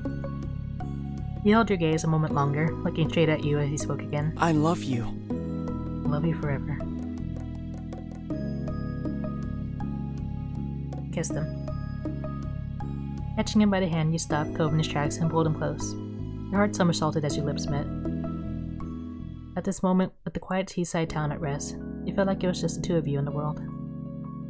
Cove returned the kiss, gently cradling your head with his hand until you broke apart. You were full of joy. All the concerns and the day-to-day stresses of normal life were squeezed out by it. All you could think in that moment was how your life was wonderful. Every second and every day needed to end sometime. That time had nearly come for tonight. You had to get at least some rest and bring it all to a close. And so the two of you went inside to say goodnight to your moms, as well as clean yourselves up the best you could. Your moms, both in pajamas ready for their own sleep, booted with laughter as you came inside, disheveled and damp, and your teasing continued till the car came to get you for the hotel. Cove stayed silent as he put his casual clothes on again, placing the former ones back in the bag he brought them in. You given Mom and Ma plenty of material for a mock scolding, and you got a playful lecture about not getting into the water without bothering to change first. You just grinned at your partner in crime, being like a naughty kid again. It had been worth it. By the time you and Cove finally dragged yourselves to your hotel room for the night, the sky had been dark for some time, and the lonely hotel hallways were quiet. The late hour made you feel a sense of fulfillment. You really were making the most of your trip. It was such an odd thought that it was almost over. You had settled in this new routine naturally. All the familiar streets and faces made everything easy to get used to. The two of you drowsily shuffled past an ice machine and into your room. Cove set his phone on his bedside table and you followed suit. You both started settling in for the night. The hotel room was a welcome sight after your long day. You noticed Cove rubbed the back of his neck and yawned. His voice was quiet and distant. I hope the pet sitter is doing good. The wish wasn't exactly directed to you. It was just a sleepy thought that Cove had unleashed upon the world at large, but you still agreed. You nodded decisively. Cove still kept fish after all these years. Delightful, colorful things in huge aquariums. He spent a lot of time when he wanted to relax just watching them swim. He had also adopted pets who he loved dearly. Your home was a lovely place full of critters that both of you cared for. That was why, with both of you gone, it had been important to find a decent pet sitter. Cove's anxiety about leaving them hadn't subsided. Over the vacation, he had caught him a few times texting the pet sitter and asking about his fish.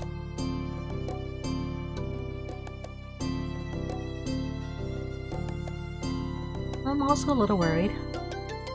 Oh yeah? Look at the two of us. On vacation, we're thinking about home. Yeah, just snored at that as well. You both really were like-minded. Cove yawned widely. You seemed confused at the magnitude of it. He groggily blinked at you. I think it's time for bed. He hummed in agreement and started to dig out your pajamas. The two of you got changed and brushed your teeth. In no time at all, both of you were cozy and ready to sleep. After that, you flopped onto your side of the shared bed. Cove headed over to his side and you felt the mattress dip under his weight. You tucked yourself under the covers and Cove snuggled in closer to the middle. You turned on your side to face him and scooted slightly closer. Your noses almost touched and Cove watched you with a soft expression on his face. Cove gently spoke, his words like a lullaby. Good night. Good night, Jamie. Good night. Cove's eyes fluttered shut and he let out a contented sigh. There was a warmth from Cove's body next to you. He was right there.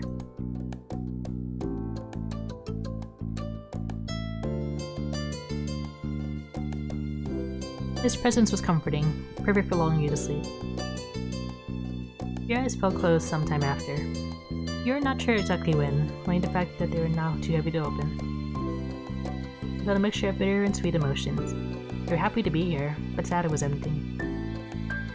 There was relief that you would soon be in your own home again, but also wondering when you could return here. There were many more feelings swirling around in your head that hadn't even crystallized enough into thoughts yet. Paradoxically, you felt nice but also confused, but then also nice from the confusion. In the back of your mind, you realized that you really must be tired. Unsurprisingly, your exhaustion did not give you too much time to muse on your emotions, and in what felt like seconds, you were already dreaming. The dreams dancing around your head became fragmented and faded until you couldn't remember a thing about them all. You were growing more aware of the real world.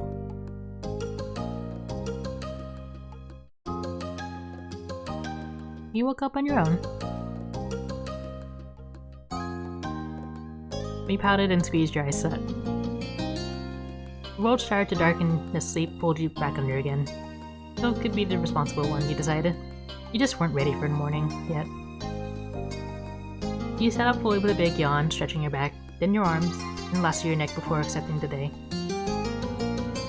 The blanket fell to the side where you swung your legs over the side of the bed. Part of it almost got caught in your foot, but you kicked it away.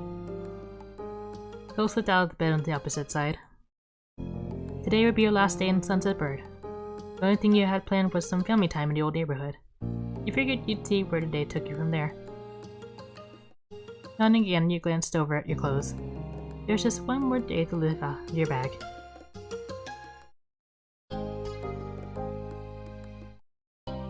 You simply started sorting through the pile for something to put on. The next several minutes passed in comfortable silence while you internally debated between two shirts. Alright, let's get things going. Our families are waiting. Nodding, you and Cove swiftly finished getting ready in the small hotel room. As soon as you had your stuff together, you were ready to go, you were off. Then right there, you and Cove decided to visit his dad's house first this time. When he got dropped off, Cove eagerly hopped down the street with his eyes locked in his father's condo. Your gaze fell on your fiancé. He stood in the middle of the street where you grew up together, while the summer sun made him smile. Though he was the brightest light in your eyes no matter what. A playful grin spread across your face. It's a beautiful day, and a beautiful boy. Cove straight up to his old front door, and casually flung it open without wanting to knock once again. He followed out his side as he poked his head in. He closed the door behind you both. Hello? Found Cliff and Kyra in the kitchen, getting breakfast ready. Kyra was cutting an apple while Cliff was watching a frying pan sizzle. Cove's parents waved from across the room, not straying from their task. Good morning, you two. Yeah, morning and hello to you. I hope you slept well. Thanks. Thanks for swinging by. You're more than welcome to join us for breakfast here, if you hadn't already eaten, of course. We haven't yet. Though even if we had, there's always room for more. Kyra chuckled. She put down the knife she had in her hand so her attention could be on her son. You're still my giant, growing baby boy. Mom, please. Kyra didn't pay Cove's whining any mind. Instead, she put a finger up to her lip as she thought, her eyes on you and then glimpsing towards the window. What do you think? I wonder. You think your family's eaten yet, Jamie? Maybe not. Your eyes looked over to the clock in your oven. From the time your moms may have eaten, or they could be having a slower morning. There's a coin toss either way. We'll give them a call. They could come over. Cove nodded, a sage expression on his face. Making them breakfast is the least we could do after how much food I ate at their house growing up. Right. True, bud. Very true. Alright. You took out your phone. Even though your moms both had cells for years, the house number was the one that you memorized as a kid and the first entry on your contacts list. As the call connected, you tapped the speaker button. You figured it'd be easier if everyone could hear what was going on. You heard a click and a familiar static. Hello. "Oh, Jamie. It's nice to hear from you." "Well, Ma." You nodded at Cove as he listened in. He took a second to phrase your request. "Have you eaten yet? I'm across the street and Cove's family wants to invite you to breakfast." "That sounds delightful. Emma and I can do that. Liz and Lee should be able to make it too. Would that be fine?" Cliff took a step forward and spoke loudly so that his voice would be picked up. It definitely would be. The more the merrier. Marvelous. "We may have gotten together for dinner last night, but there's no law that we can't do it again for breakfast today. Enjoy the company while you can, is what I think." Ma giggled, and you could hear some rustling over the line. "Thank you. I'll let them know we'll be right over." Cliff gave a thumbs up. Cove shook his head with amusement. Dad just gave a thumbs up. I'm telling you since you can't see him over the phone. Kara snorted, and Ma's laughter rang out, filling the kitchen. Cliff switched the thumbs up in hand to instead scratch the back of his head. See you. Well, it sounds like we'll see you soon. Goodbye for a little while. You could hear a smile from her voice. "Bye, Ma." You ended the call with a satisfying tap of the red button. Clove's eyes wandered around the space. Well, you better get cooking. Sounds good. I can help. You nodded from behind Cove, willing to follow directions. No way, your guess. Kara and I have got this. She grinned. There's something playful in the twist of her lips. Right. "I couldn't have said it better myself. I haven't in your spot before. There's no choice but to accept it." Cove sighed, but from the sparkle in his eyes, you could see that he was entertained. Fine. We'll just hang out over here, I guess. Good. Cove walked over to the living room and gestured at the couch. You both took a seat, getting a comfortable spot to wait for the food and family. Cove tilted towards his parents with his chin, then shook his head with a gentle smile, lightly asking if he could believe this. All he had was a silent shrug. Time passed, filled with light chatting. Cove kept a careful watch on his parents' culinary progress and teasingly kept a running commentary. Dad had another pinch of salt. I wonder if that was a good idea. Cliff had to raise his voice to project over the living room. He sounded very amused. It's funny that you, of all people, are commenting on my salt usage. We were both born and raised in salt water. Besides, I'm sure you remember back when you were about 12 and tried to make... Cove flushed slightly, but his smile remained as bright as ever. Do you really want to start talking about cooking mistakes, Dad? Because I remember a lot of things too. Like, what about that chowder that was supposed to be a pie? Cove and his family were quite a show to listen to. He chimed in occasionally, but mostly he preferred the laugh track, or provided the laugh track. Eventually, there was a rhythmic knock on the door. Oh! That's them. He said it loudly for his parents' benefit. He nodded and got up to greet your family. When he opened the door, surprisingly, there were no moms. Jerry stood in front with Miranda at his side, Derek away from behind them. "Hey, buddies. We couldn't see you two before you left. The plan would have been to go over to Jamie's house next if you weren't here. Like you two aren't hard to find." "What he said. And hi." Cove burst into happy laughter. His brows were high in surprise, not unlike how he looked after unwrapping a nice present. Wow, thanks for coming.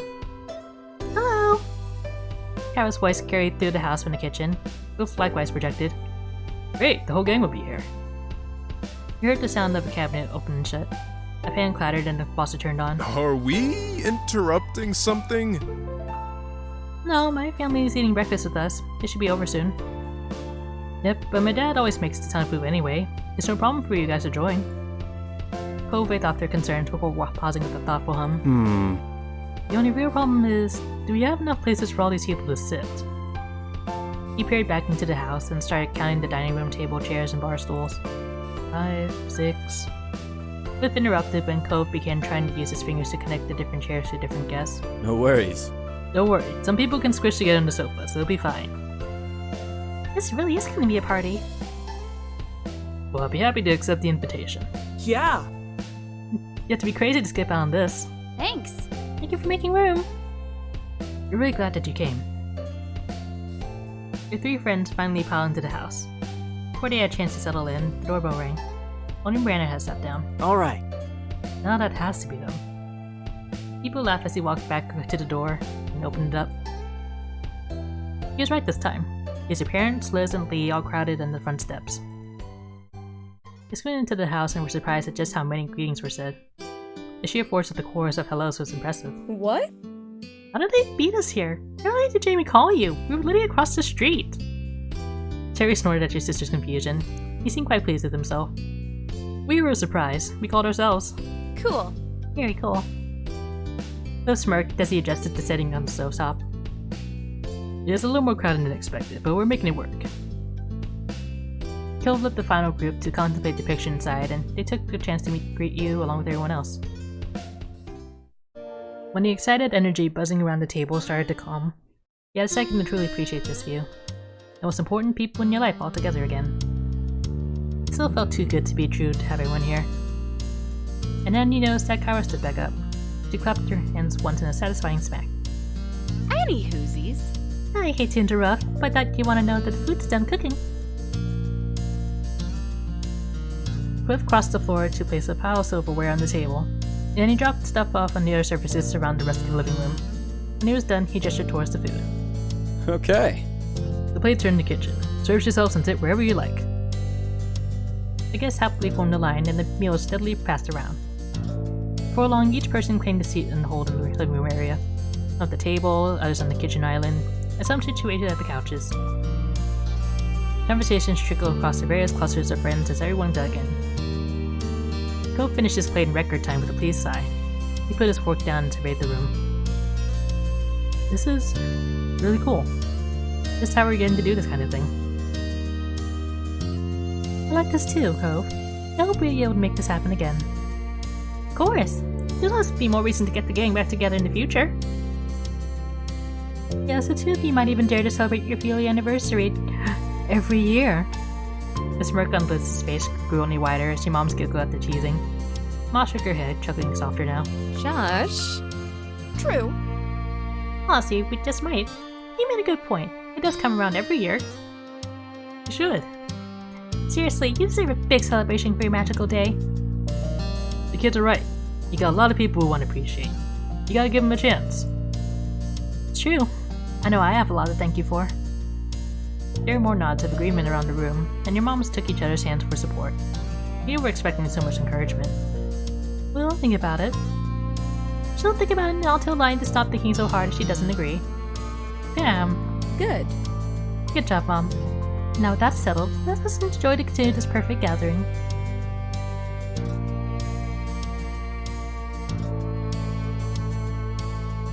Actually, you want to know who else being here would make this extra perfect?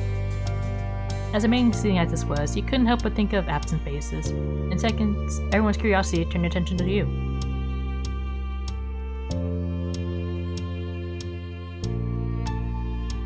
Daxter!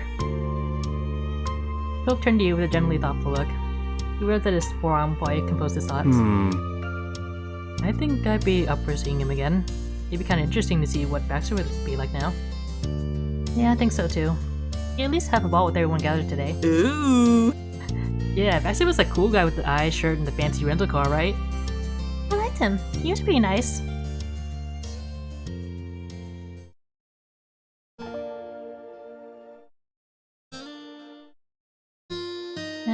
He left things there. There was playfulness in Kyra's stare as she scanned the room.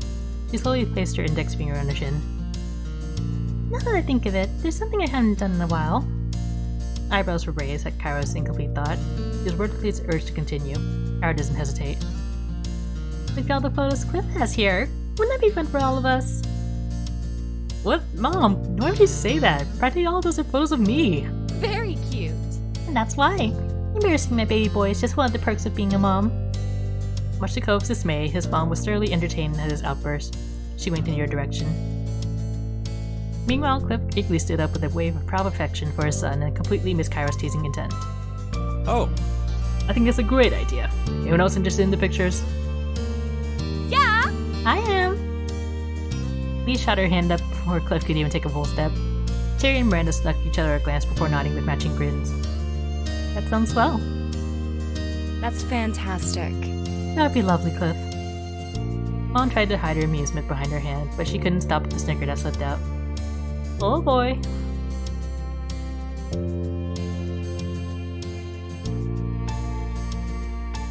He shrugged nonchalantly. Mr. Holden gave you a thumbs up, noting your mild contribution. Cove buried his face in his hands and sighed slowly, his shoulders deflated into defeat. Fine, we could take a look. Everyone happy with picture time? Yay! Fun! Yes. They both excitedly raised a fist in victory. Smaller cheers worked their way around the room. Your friends and family were delighted with this turn of events. Cliff flipped open his faded album of physical pictures. He held it up to his face. The corners of his eyes crinkled, and though the book covered much of his face, you were certain he was smiling fondly. But he didn't keep it to himself long, laying the family album on the dining table.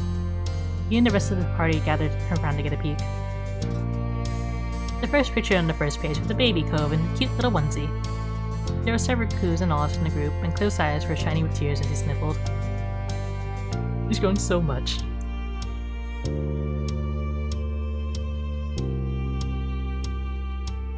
Nice onesie, Cove. You leaned your head into his shoulder as you said it. His scowl quickly fizzled into a pout the longer you batted your eyelashes at him. You think you can still pull the onesie look off? Nope. Absolutely not, which is a shame. I think Cove has a real look. You tried in vain to hide your smirk, but you knew that Cove was aware of your quiet giggling. He sighed exasperately, hoping that the moment would pass immediately. After breakfast and the photo showcase, everyone decided to stick around. Hanging around Mr. Holden's house turned to taking a walk around the neighborhood, and then for lunch you switched over to your mom's condo. It was a really good time enjoying each other's company, but eventually the sun began to set, and there was nothing else to delay your friends and family from going home. Inside your mom's house, the home you had been raised in, the group was taking their time saying their goodbyes. It was tough for you, your family, your friends. You knew what was weighing on the mood. It might be some time before you see one another again. It was a pleasure having you all here, and you're welcome to come around again, anytime. Ma wrapped an arm around Mom with a light chuckle. Mom leaned her head gently into her wife, and they both beamed. I appreciate it. Absolutely. I know we're all adults with our own hectic lives, but we appreciate the time you've taken to visit. Snorting, Liz crossed her arms. She leaned one hip out to the side while her lips curled teasingly. You make it sound like this is such a struggle. Some of these people still live here, and it was a vacation for everyone else. Even so, it was very thoughtful, and I hope everyone has a safe trip home. Kara clapped a hand on Cliff's shoulder. He was puzzled as she leaned in so he could hear her. That means you too. You're strangers crossing the street. Remember to look both ways. Hey now. Yeah, good luck with all important grown-up things I'm sure you'll have to do when you're all out of here. Definitely. I'll give updates next time something exciting happens. Or something lame so I can vent about it. How nice. I'm glad Lee won't be forgetting the little people. Never ever. I'll keep in touch too. Very nice. You better. Well, me and Randy aren't going too far, so we can keep an eye on town for the rest of you. Nothing get past us. Right. We'll make sure everything's okay. No need to worry at all. Thanks. That's kind of you. Miranda and Terry gave each other pleased smiles, already committing to their self-appointed task. Derek scratched the back of his head, wearing a pensive look. It's always sad when I have to leave this town. It happens too often. But at least there will be people looking up for Sunset Bird. It makes me feel better about it. After a pause, Mr. Holden gave the younger folks a thumbs up. Great. That's all great. You got a lot to be proud of, and a lot to be looking forward to. Well said, Cliff. I'm thankful that I've been privileged to witness the growth you've undergone over the years. You've each matured beautifully. Cove was touched by his parents' word, and struggled to come up with something to follow. Yeah. It's been good seeing everyone. No one had taken a step yet, and you couldn't put this off any longer. It was time to say goodbye.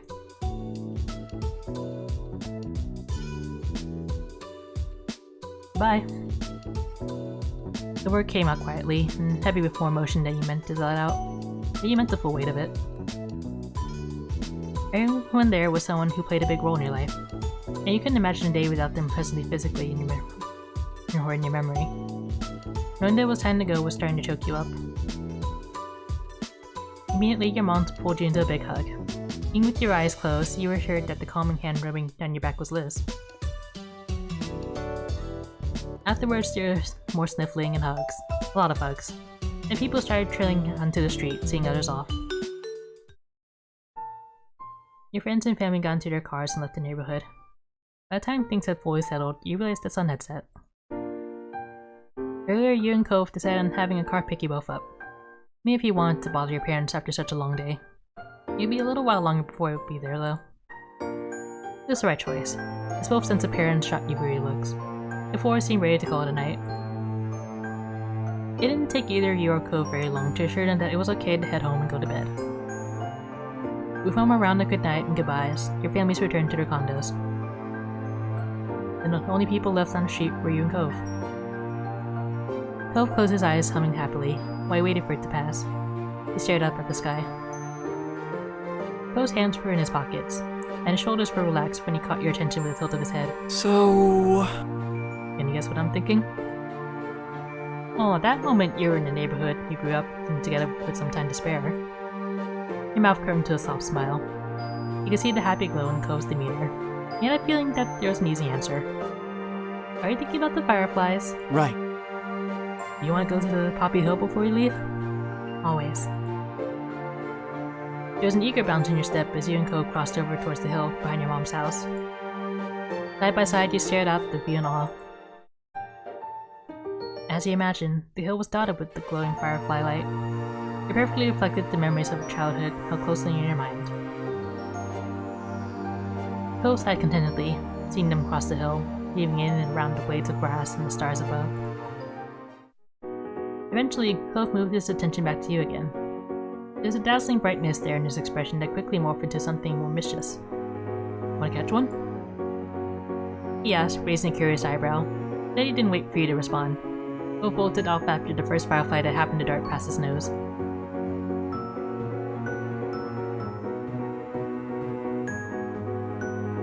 He laughed and watched him try to catch one instead. After a few minutes, Cove paused, staring at you. From where you stood, you weren't entirely sure about his expression, so you gave him a small wave. You aren't gonna catch any? No, not tonight. I'm enjoying the show so far, although it's longer than I thought. Don't worry, I'll have a firefly before you can say sunset bird 5 times fast. The fireflies took Cove all around the hill, flinging in and out from his fingertips. Every so often your heart would flutter watching the way Cove would stop and stare up when seeing at the twinkling bugs above them. Their pursuit for fireflies continued until a handful had been caught. Cove crossed over to you with a bright grin that could rival every twinkling bug and star around you. Held between both his hands, Cove carefully held a firefly. The corners of his mouth twisted before a few giggles escaped him. He knew that feeling well. The way the firefly would buzz around, tickling the palms of your hands. Cove's eyelids fluttered open, meeting yours. He watched you with a complicated mix of emotions, maybe with the weight of 15 years of history, of memories. It's really a relief that I got to see the fireflies. This trip wouldn't have felt complete without it. He hummed happily in response before getting caught up in watching the fireflies again. You can't believe you hadn't planned on doing this all along. It felt so right to end your trip. Taking a deep breath, Cove held your eye. He appeared to be conflicted about what he wanted to say next, and you waited for him to make his choice. It's so strange not to live here anymore. Most of my life, neither of us were ever really away from Sunset Bird. Well, unless one of us went on a trip somewhere. Or when both our families took trips together, remember that? He chuckled, losing himself to fond reminiscing. You couldn't help but match his grin. I like the road trip one a lot, though I don't think we all could squish into that RV again. They're way too big. Laughing, Cove shook his head. His brow creased the longer he sat with the thoughts spinning in his brain. Those visits back then with my mom. I remember what a big deal they felt like then. To be away from here without anyone else coming for a whole few weeks. Oh, how little I knew.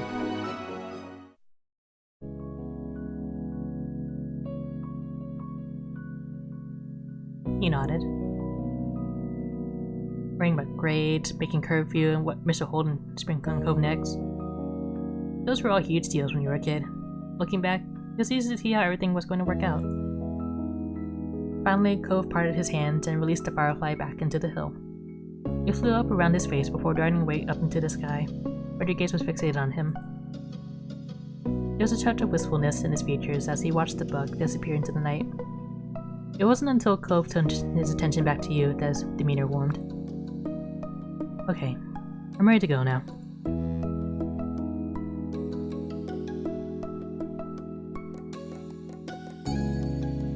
Do we have to go? He asked Cove with pleading eyes. The frown on his face fell where he rubbed his arm. I mean, my parents would probably be thrilled if we stuck around, but we really shouldn't. You're right, I know you're right, but still. It's hard. It's not ready yet. The corner of Cove's mouth pulled down into a frown. He watched your shoulders slump with a sympathetic look. Don't worry about it. It's okay, Jamie. You've done a pretty good job ending things, I think. You've enjoyed this trip the best we could, right?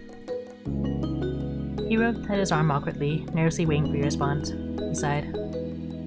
Well, you do have a point, but it's still sad that we're leaving. I don't want today to end. Ever. We can always come back. Whenever you want to. We can try to make it work. I promise. Cove stood tall and steadied you as his reassuring words sank in. He knew he meant every word, and you believed him wholeheartedly. Okay. With Cove right there along with you, you made your way down the hill, with the same stars above trailing the way. Your last night in Sunset Bird was closing out. You're lost deep within a dream, adrift in the current of your unconscious mind. Cove was with you even there, his presence strong as your mind flitted from scene to scene, the logic of the conscious world melting around you. Something jolted you from your slumber, the visions you constructed slipping away even as you scrambled to catch them. It had been a good dream. You opened your eyes to an unlit, unfamiliar ceiling.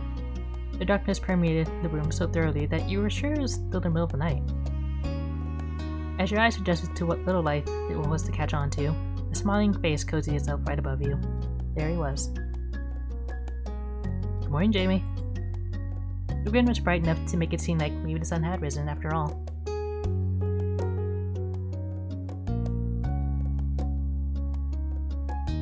You groaned as grumpily as you could manage. Words were hard, especially then. Noises were easy and to the point. Both laughed at your response. Sorry. The words slipped so easily from his lips that you knew he did not feel sorry at all.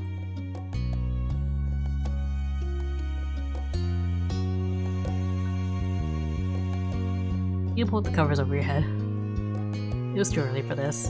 With any luck, Cove would take your not-so-subtle hint and try again after you had gotten a decent night's rest. But you were without luck, as Cove made no attempt to leave you be. Oh, why are you doing this?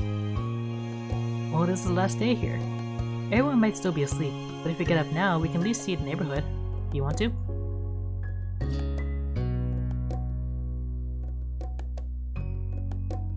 With you? Definitely. Alright! Great. Then you head out one of those hands to help you get up to.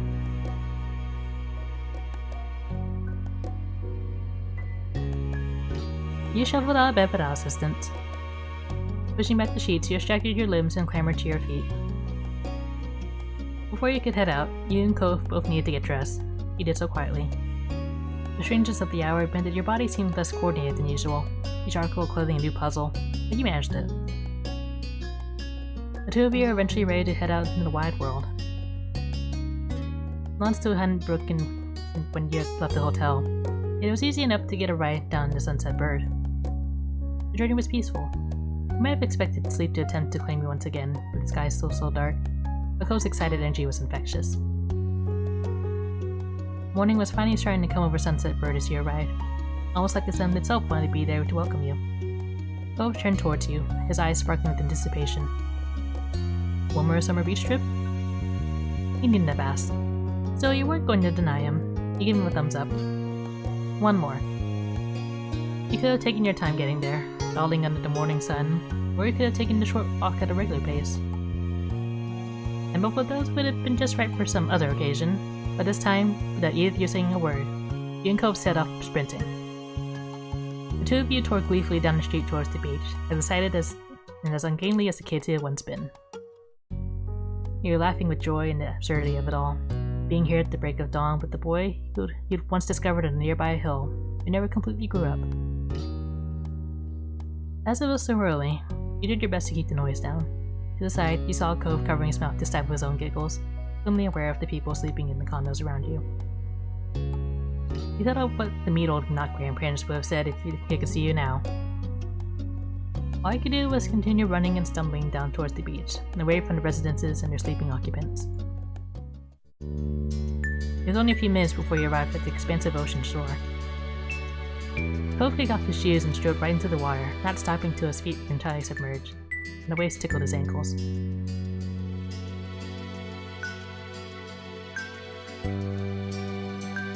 You stood close by in the damp sand. Shutting your eyes, you enjoyed the cool sea breeze washing over your skin. The two of you stood there, watching as the sun continued its ascent over the horizon. Lines fell between you until finally dawn had fully broken. Even then, Cove spoke in a whisper. Wow. I can't believe it's over.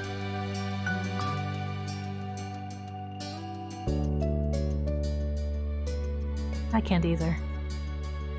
A ghost of a smile crept over Cove's face, like the sun peeking out between clouds on an overcast day.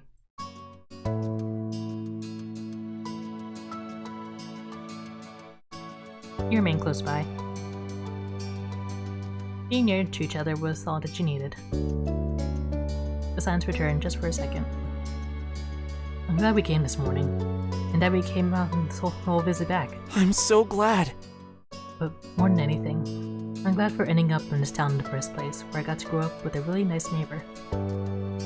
I wouldn't have wanted any other life.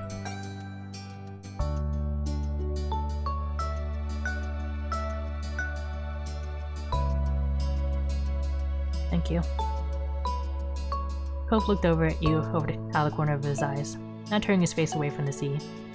His expression was full of affection, from the gentle curve of his smile to his clear, contented brow. There was a stark contrast to the tears rolling down his cheeks. I love you. I love you. You found yourself lucky. Even though you were leaving now, this place had given you so much that you carried with you whatever your life may take you. The memories you've made, the lessons you've learned, the people you built relationships with. Keep those pieces of your life in Sunset Bird forever. You stood with Cove, silently watching as the bright rays swept away the last of the night shadows until the day truly arrived. Your spirits were high as the sun rose ever higher in the sky. The two of you have found yourselves meandering back to the neighborhood street on sandy feet, strolling down the path just as you'd done thousands of times before. This was where it all started. You were compelled to look at the exact spot you first encountered Mr. Holden, sitting dejected on the curb. It wasn't like that anymore. Still, you couldn't forget the day it began, just as you couldn't believe what it eventually led to. Things had never been the same since that moment, and you couldn't be happier for it. Your mental lingering on that meeting had turned physical, causing you to stop in your tracks. It was only when you heard Cove's voice calling your name that you remembered when you were and realized what you'd done. And what a present it was. A shining sun, a clear blue sky, and Cove by your side. All the most natural things in the world. So, what's the next step? You watched Cove expectantly, waiting for him to guide you forward from here. There's a crinkle around his eyes as he laughed. It's up to you now.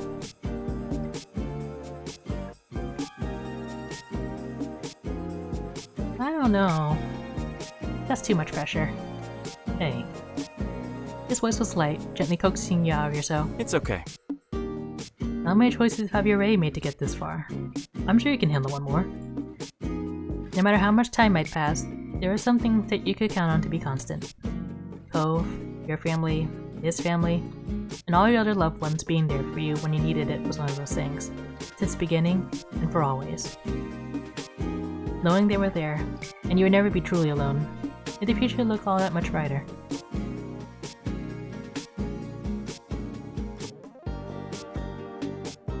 Do you want to keep walking and go through town? Though the time you had here was running out, you liked the idea of lingering while you could. Cove nodded, his gaze shifting from you to roam across the little place that you both called home. There's a lot that's still out there in the world. A lot of different ways things could go in the future. But for this, I think that'd be the perfect choice. You beamed, his approval of your suggestion lifting your spirits ever higher. Your days growing up in Sunset Bird have been so wonderful. Even the prospect of leaving again made your chest ache, yet you weren't going to let that stop you. It would be hard, but you knew that would still be there, waiting, whenever you wanted to return. Facing Cove, who had been by your side through it all. You knew that one day you look back on these moments now, just as you fondly reminisce about your childhood growing up here. Each happy moment you experienced became only a memory of what used to be, but that was what life was, and it was okay. As it was from the beginning, and continuing that way for always, life took another step forward.